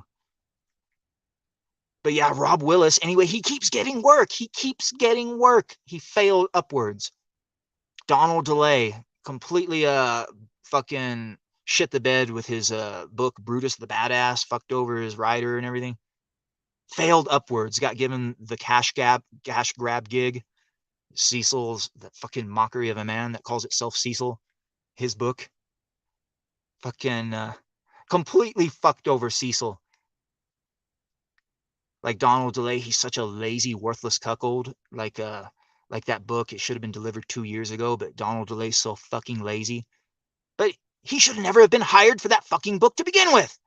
He failed upwards. Like, this is just multiple tales of people failing upwards in Comicsgate.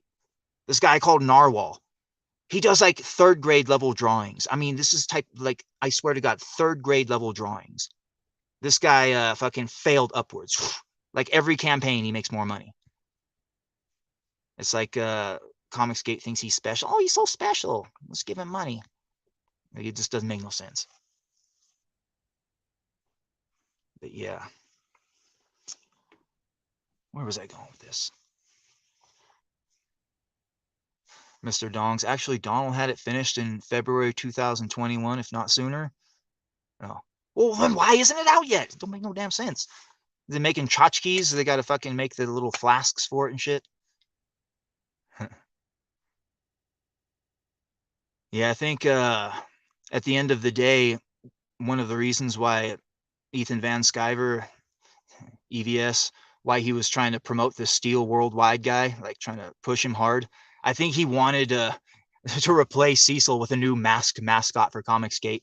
That's my conspiracy theory behind it. Like, he sees like Ethan Van Sciver, he knows what a fucking joke Cecil is, and he just wants him out of the movement, but he needs to replace him with somebody new. So that's why he's trying to put this dude Steel on a pedestal. But one thing I don't like is seeing mediocrity championed. So I had to go there and put this Steel guy in his place. Steel Worldwide. Talked about this guy last week or the week before, I forget.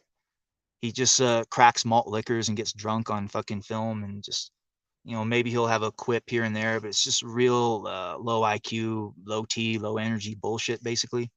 And I had to call him out for what he really is and fucking just excoriate him like a fucking verbal samurai, basically. But yeah, one of the things I told him, like, yeah, you are a step above their current masked mascot, that mockery of a man that calls itself Cecil. And then I let him know about Cecil's cash grab, how Cecil grifted over $250,000 from those fucking comic skate nerds, and how if Steele wanted to, he could literally smear feces on fucking 48 pages and have a crowd fund, and those fucking nerds would probably pay him over 100,000 for it. Like, that's how fucking like soft-minded they are. He's an icon to them now. He is.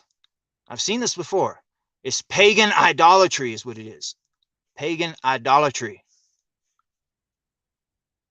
But hey, if you're going to have anybody to look up to and model your life after, it might as well be Steel Worldwide instead of fucking Cecil. I know that.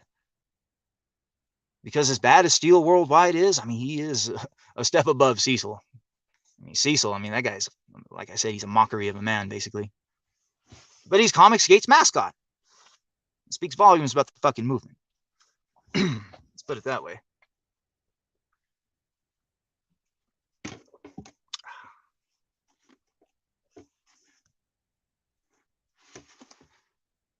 Where was I going with this?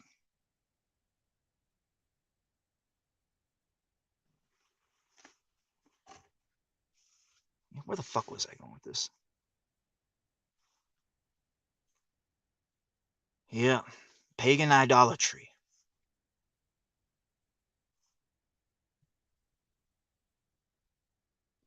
Reminds me of the Barack Obama presidency. The Trump presidency, too. People looked at that guy like he was more than what he really was. That is not a god.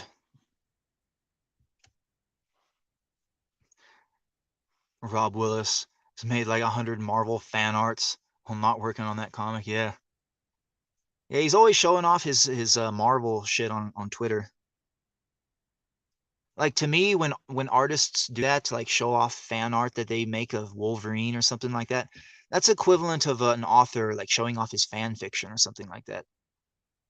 It's like, why do a fan fiction when you can just write your own original whatever? It's the same thing with an artist. Like, why draw Wolverine when you can create your own original character? Or better yet, draw the fucking book you were paid to do in the form of Shinobi Sasquatch. Yeah, maybe he's just not interested in the book. The story isn't very interesting. Yeah, this one, good thing about the artist I'm working with, they're so interested in the story that I'm doing that they've cut me a huge discount. And I kind of feed them the script 5 pages at a time, so they kind of want to see what comes next, so to speak. So that's one way to keep the artist on the project, basically, just to have an entertaining fucking story that you can keep the artist hooked with, you know. But I doubt a lot of writers do that the way I do it, though.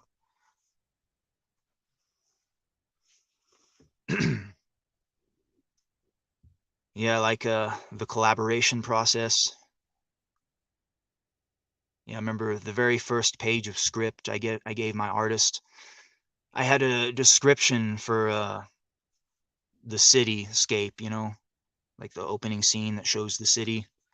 And I had called for it was supposed to be like the most just imagine a castle but found on an alien planet somewhere, just a extremely alien looking castle. But then take that castle and just put it right on top of a massive building, like a capstone. Like, that's how I wrote the fucking thing. Anyway, when the artist turned in the page, instead of doing it like how I wrote, they just drew this massive monolithic building instead. I'm like, what the fuck? That's not what I wanted. But then instead of going back and having the artist redraw it the way I wanted, instead I started looking at it and like, wait a minute. And all of a sudden, all sorts of ideas started cracking in my head. Looking at this massive, like monolithic building, this massive ziggurat of sorts. Then I all of a sudden got this idea to craft an entire backstory around it, and it actually added to the fucking story, and it made the story way better. Turned it into the final plot piece, or the centerpiece for the final battle of the first arc and shit like that. Created a whole backstory behind it. It's kind of like a Notre Dame cathedral type thing. It's got a bunch of gargoyles on it and shit, demons. Like the whole backstory is it's called Citadel Black. It's this massive monolithic mega structure that belonged to an ancient civilization that was lost and nobody knows anything about. Only the thing they know about them is this architecture from this fucking thing, and they must have been demon worshippers of some sort. And then they craft a whole mythos around it. And it all came from the artists just going off script and doing their own thing. And what it did was it added to the writing. And then I remembered George Lucas one time talking about working with Ralph McQuarrie, and how just looking at the concept art that Ralph McQuarrie gave him would give Lucas all sorts of ideas. And he would like start writing these ideas and shit. And how like Star Wars, it would not have been the same if he didn't have Ralph McQuarrie there with that concept art and shit like that. And he said that's what, like, it was on a whole different level. It's like something was working through them basically. And that's when you know you're dealing with a real good collaboration, whenever the art and the writing complement each other. And then sometimes I'll give the artist a certain page of script, and they'll do it way better than how I fucking wrote it, and that's always a pleasant surprise. Yeah. Then sometimes you have those real bad productions that end up having a real good product, like the Tale of Apocalypse Now, that film. Like anybody who knows the story of that film knows it was just a fucking nightmare production from beginning to end.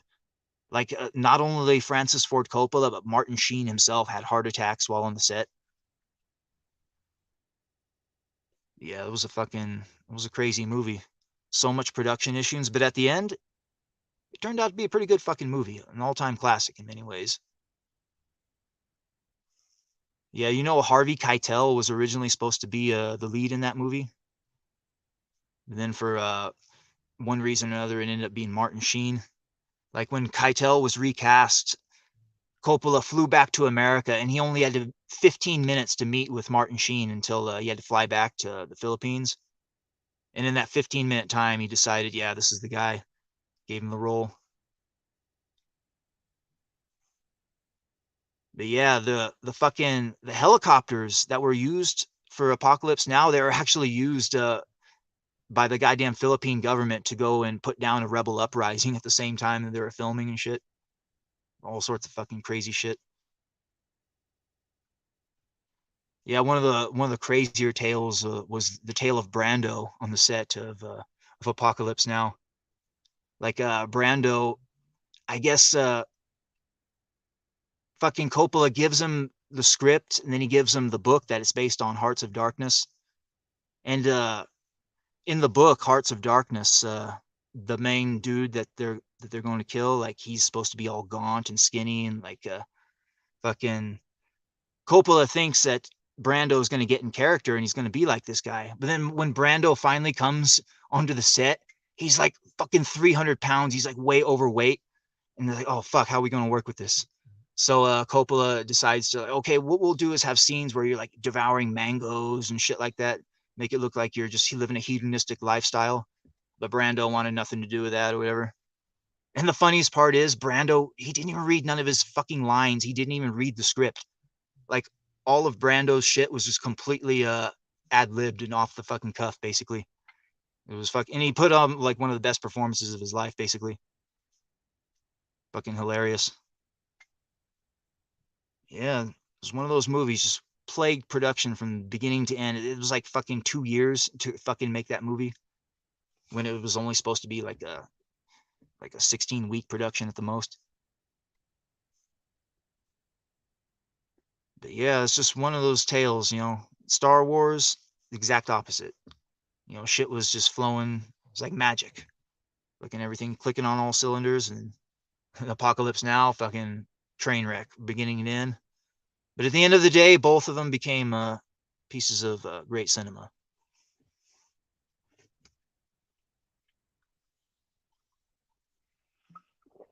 Oh yeah.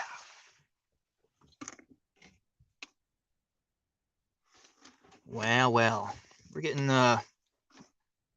damn, we might crack 2 hours this time. Normally I go for about an hour and 20 minutes, but it's just kind of free flow it.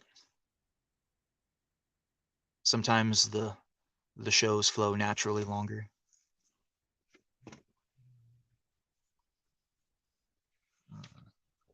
All right. All right, I'm gonna get up and take a couple-minute break, and we'll come back, chop it up a little bit more, and maybe I'll sing a couple songs, and we'll close out the stream maybe. I do have the Streamyard's link in the description. If anybody wants to pop on, the Streamyard's link is in the description. I'm gonna get up, stretch my legs, take a couple-minute break, and we'll come close out the stream. 2-minute break, guys. 2 minutes.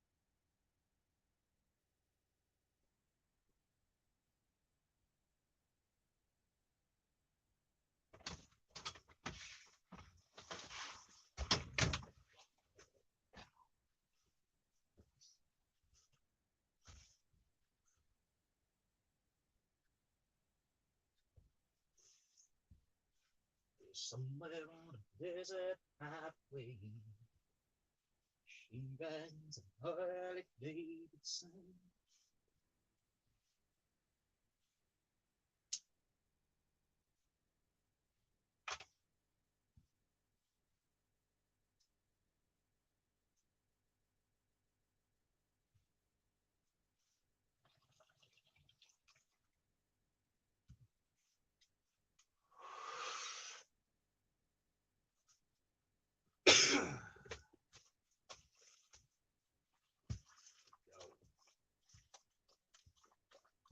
I'm like you, rolling the deep.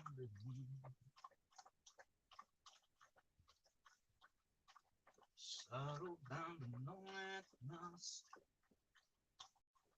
on the road of sin. And then say goodbye, woman, failing man.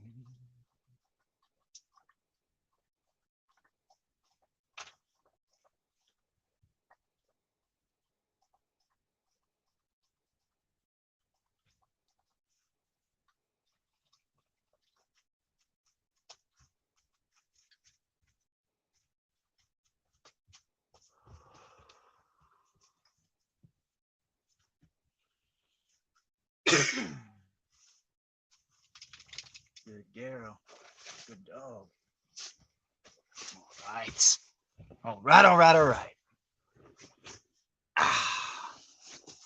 All right, let's finish this stream out in style now.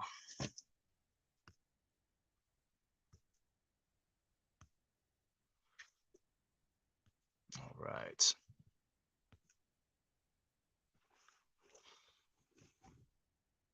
Yeah, there's a real good documentary called Hearts of Darkness, where it goes over the making of Apocalypse Now. It was directed by Coppola's wife. It goes over a lot of the insights and shit. Yeah, it was a great old movie.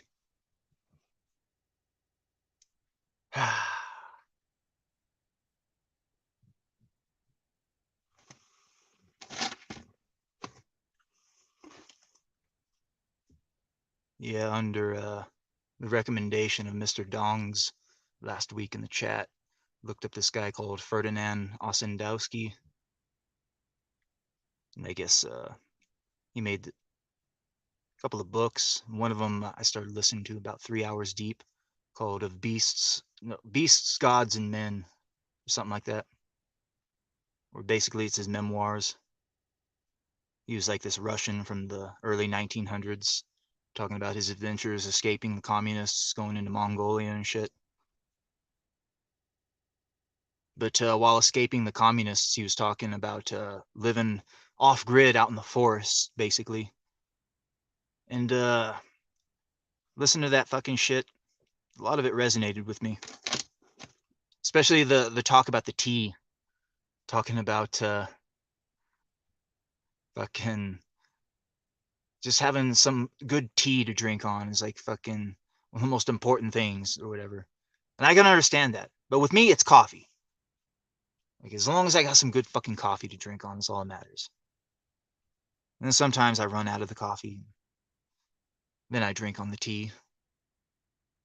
I always gather up the wild tea around here. Like, fuck buying it. And Mr. Dong says he made a lot of books, some under his own name. Oh, yeah, I YouTubed it, see, like, oh. And I started listening to some of it. But yeah, that guy, listening to his memoirs, yeah, he knew what it was about. But one thing he was talking about was how he was trying to keep from going mad and shit, and like the darkness would creep in and all that shit. And that's one thing I don't have to fucking worry about out here, because I actually like being alone. Like, some people have to quarantine themselves from the coof or whatever. I quarantine myself because I am the coof. Well, the human version of the coof. I am a virus. This is why I have to quarantine myself. I'm a virus of the heart, mind, and soul. I gotta stay away from other people, basically. I can't stay around other people. I gotta isolate myself from them. It's one of the reasons why I live out in the middle of nowhere.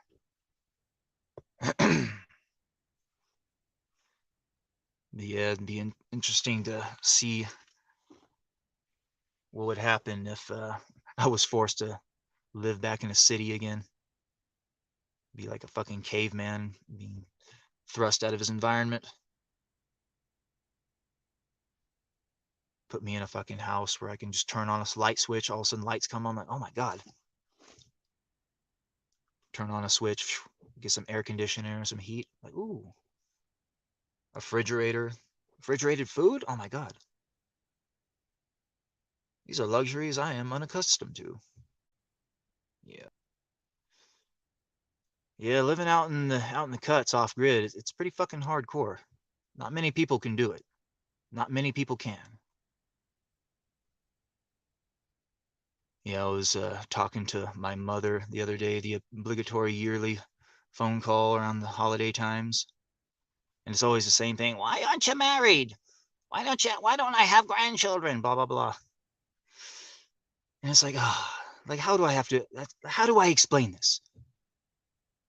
And it's like, I've said this before. You know how I live. I live like a fucking animal. And anybody who doesn't know, I live back in the woods, you see. The dog, the chickens, and me. Fucking out in the middle of nowhere, off grid. My closest neighbor is a couple miles away up the road. But other than that, I'm basically, I got nobody around me. And, well, like I said, I live like a fucking savage. I don't have the creature comforts of this world. Hell, there was a couple of weeks where I went without propane, and the temperature got down to single digits. Like last year, it got down below zero, but it got down to single digits, and my water jug that I have to drink was completely frozen solid, sitting next to my head, basically. It's a good thing I had a lot of covers to keep me warm. The fucking dog to keep my feet warm.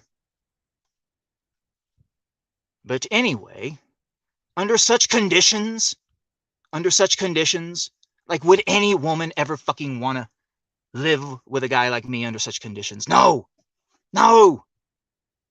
Like, I boil it down to the lowest common denominator. There's only 3 scenarios in which a woman would ever be out here. Like one of my soulmates or my twin flame or something like that. But you can't count on anything like that. So scratch that. Another would be a hobosexual. Anybody who doesn't know what a hobosexual is? It's basically a woman who will live with you just because she doesn't have a place to live. She's a hobosexual. That's another thing. But the hobosexual women, more often than not, they're drug addicts, and they're just low quality women who will rip you off, and you don't want a fucking hobosexual. So you scratch that off the list, which leaves me with only one alternative: res native.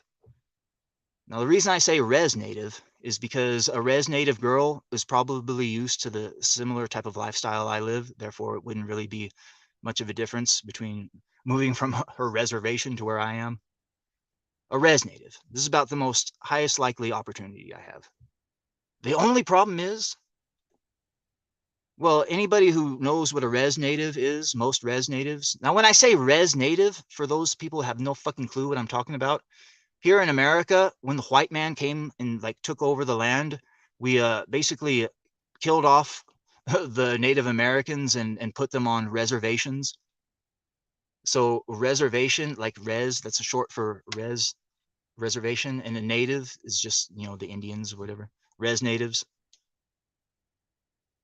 So basically, I'm looking at a res native, but there's only one problem. Your average res native female is between 200 and 300 pounds. They're basically land whales. And I don't like fat women. I like beautiful women. I like attractive women, feminine women. Yeah, and most res natives are just fat as fuck. Yeah, anybody wants to see what all of America will look like in the future, look at the reservations that the Native Americans are on, because that's the blueprint for how the entire fucking future of the country is going to be. Yeah, these res natives, the government gives them a check, free money at the end of every month. And what these res natives do is, most of the time they blow their money on alcohol. That's why so many of them are alcoholics. And they buy junk food and shit. That's why so many of them are fat. Like, this is like a reason, a microcosm of why socialism would fail on a massive scale. Like, if you just gave people free money, most of them would end up indulging in their vices, basically. And then you look at their communities, like they're just completely impoverished and shit, basically. A lot of them are all sick as fuck from diabetes and other health issues. So basically, that's the pool I have to choose from: res native. Yeah, finding my own personal Pocahontas is probably a very, very highly unlikely thing. But there is a silver lining. I could just go around all of that nonsense and save up enough money to go over to one of these Southeastern Asian countries, Philippines, Laos, Cambodia, Vietnam, one of those places where feminism hasn't fully taken root yet, and find a nice, submissive Asian bride. That's the blueprint. Because feminism has destroyed the modern Western woman. It's just simply not even worth it. I mean, let's just say you find some woman and you have children. What she's going to do is eventually divorce rape your ass and then take those children. More often than not, turn you into the cops. I mean, literally the same story has been told millions of times, only slightly different. I mean, this is one of the reasons why the red pill is so popular with men, especially divorced men, because a lot of the divorced men eventually find the red pill. And then once you get full red pill aware, and then you can just see, well, I mean, it's called the red pill for a reason, because it goes back to the Matrix. You just basically see society for what it truly is. Yep. And one thing you learn once you get full red pill is you see the black flags, so to speak. And you learn to stay away from the black flags. Number one black flag, was she raised by a single mother? The biggest fucking black flag there is. There's simply nothing you could do about that. There are some red flags you can work with, work around, but the black flags you can't do nothing about. Biggest black flag there is, was she raised by a single mother? Because without fail, single mothers, they raise other single mothers. If you were raised by a single mother, you're going to become a single mother. This is just the way the social engineers created this. There's not a damn thing anybody can do about it. Yep, single mother culture is one of the things that happens when feminism is part of your culture. And single mother culture, it's a direct assault upon the family itself. Not having a man in your life help raise those children. It's a direct assault upon the concept of love is what it is. It all stems back to feminism, the antithesis of love. The bottom line is reject feminism. Reject the left-handed path in life. Reject weakness, ignorance, and hate. Embrace love, strength, and common sense. Develop a personal one-on-one relationship with God. That's the key. That is the key.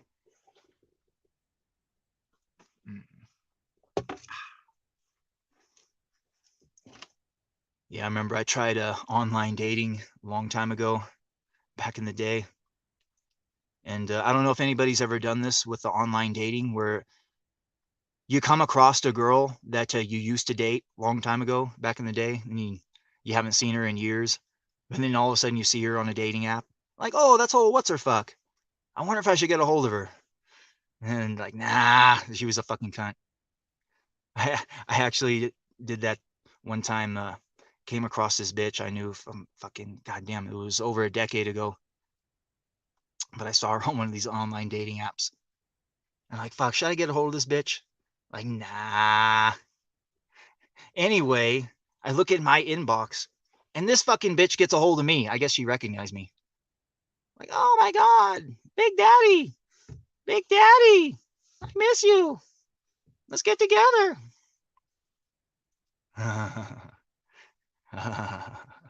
Oh, Lord of mercy. Boy. And no, I didn't meet up with her. No. I sent her a message back. Oh my God. You see, anybody who's, once you become fully red-pilled, you know that, well, you become familiar with certain concepts like the wall, certain concepts that men, they age like fine wine, they get better with age, whereas women age like a carton of cottage cheese. Now you got to understand, back when I was pursuing this bitch, she was young, supple, and pre-wall. But now, well, she smashed the fucking wall. Yep.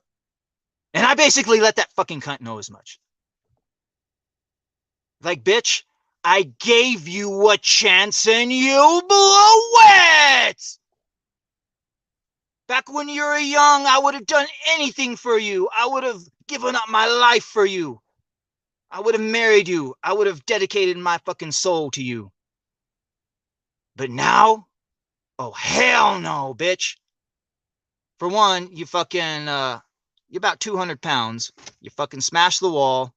And if I was to get any children out of you, they probably fucking have autism.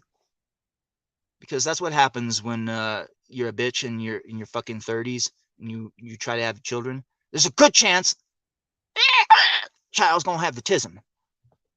Because those fucking eggs in that goddamn womb, with all the years of partying and taking all the drugs and fucking birth control and whatever fucking nasty vaccines you're pumping into yourself.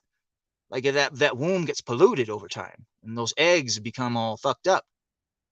You get a high likelihood of having a fucked up child. Autism, baby.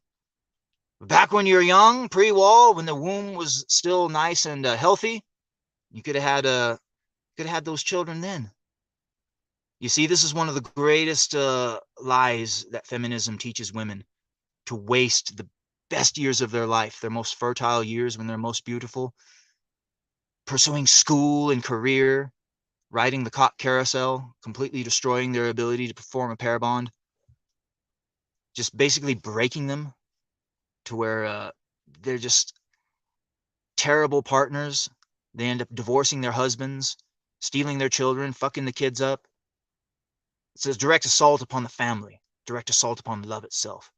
Rather than tricking these women into wasting the best years of their life doing that shit, instead, have the women use the best years of their life pursuing love and family instead.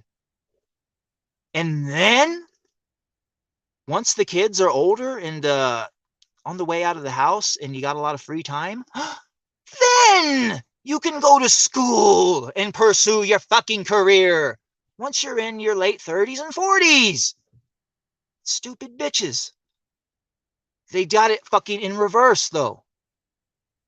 By the time they start having their families in their 30s and 40s, their wombs are all fucking polluted and they can't have fucking kids. And now that this coof jab is going to become like a normalized thing, and it's going to sterilize a lot of women. A lot of these young girls who took this coof jab, whenever they decide to try to have families later on, they're going to find out like, oh no, I'm sterilized. Yep, that's what you fucking get. That's what you fucking get for blindly just listening to the social engineers and doing whatever the fuck they told you to do. This is what happens when you don't have a strong male influence in your life.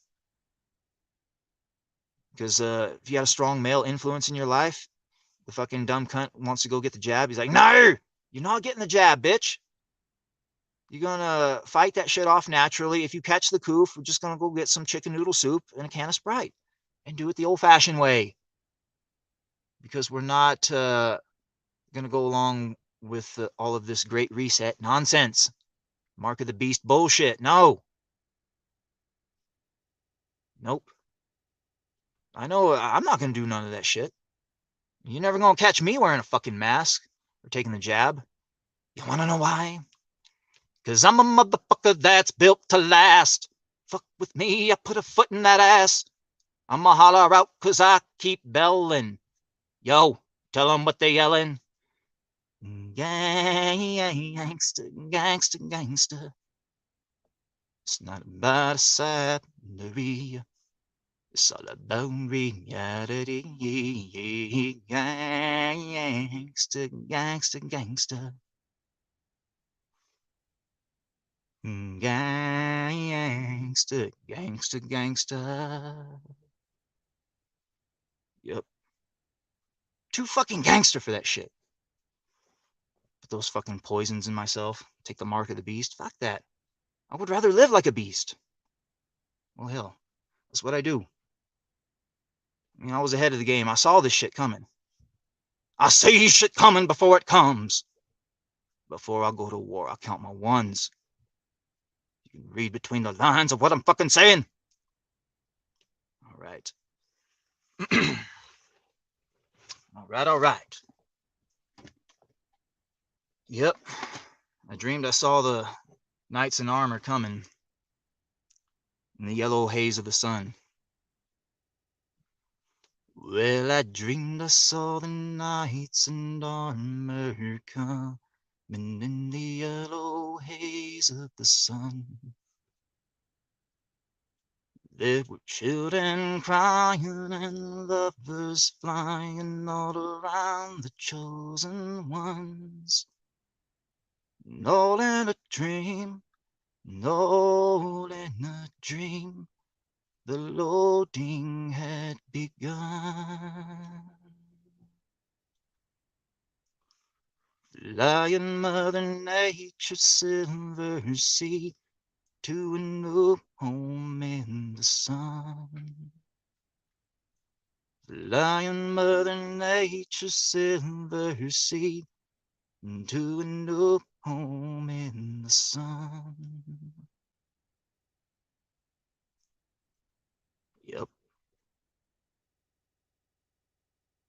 A little Neil Young for you. Damn, we gone for over 2 hours. Maybe, damn.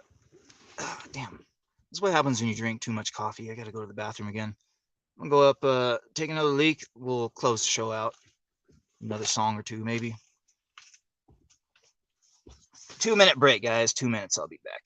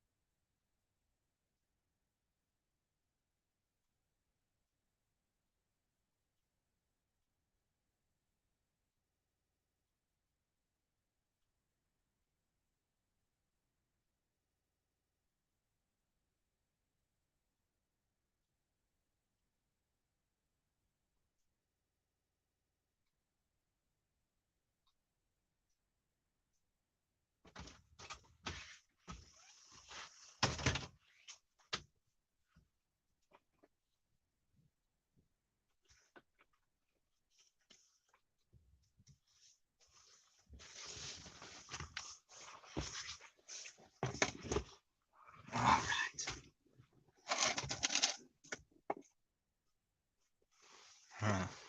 Sorry, Big Daddy. Neil Young's people want that removed. I didn't say it exactly. Yeah, fucking Neil Young. Such a cuck. Goddamn leftist. I ain't gonna lie. I do like some of his songs, though. But he sings them in such a soy way. Like he's one of these singers along with Bob Dylan. Like on a technical level, their voices are not good, but they can convey the emotion through. That's one of the good things about them. Like if you can't, if you're not a good singer, as long as you can convey the emotion, that's all that matters. Just look at Neil Young and Bob Dylan. They basically sound like shit. Yep. Neil Young. Yeah, what's a good Neil Young song? Well, I dreamed I saw the knights in armor coming, saying something about a queen. There were peasants singing and drummers drumming, and the archers splitting the tree. There was a fanfare blowing to the sun that was floating on the breeze. Look at Mother Nature on the run in the 2020s. Look at Mother Nature on the run in the 2020s. I was lying in a burnt out basement with the full moon in my eyes. I was hoping for replacements when the sun burst through the sky. And all in a dream, and all in a dream, the loading had begun. Flying Mother Nature's silver seed to a new home in the sun. Flying Mother Nature's silver seed to a new home in the sun.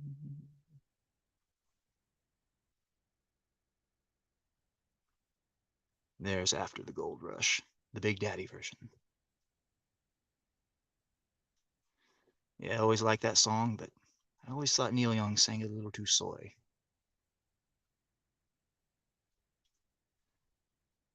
Yep.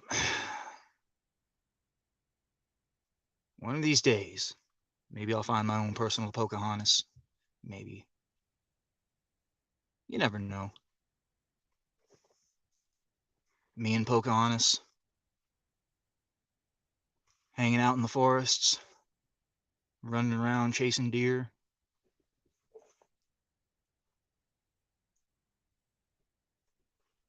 Yep. Maybe one day. You never know.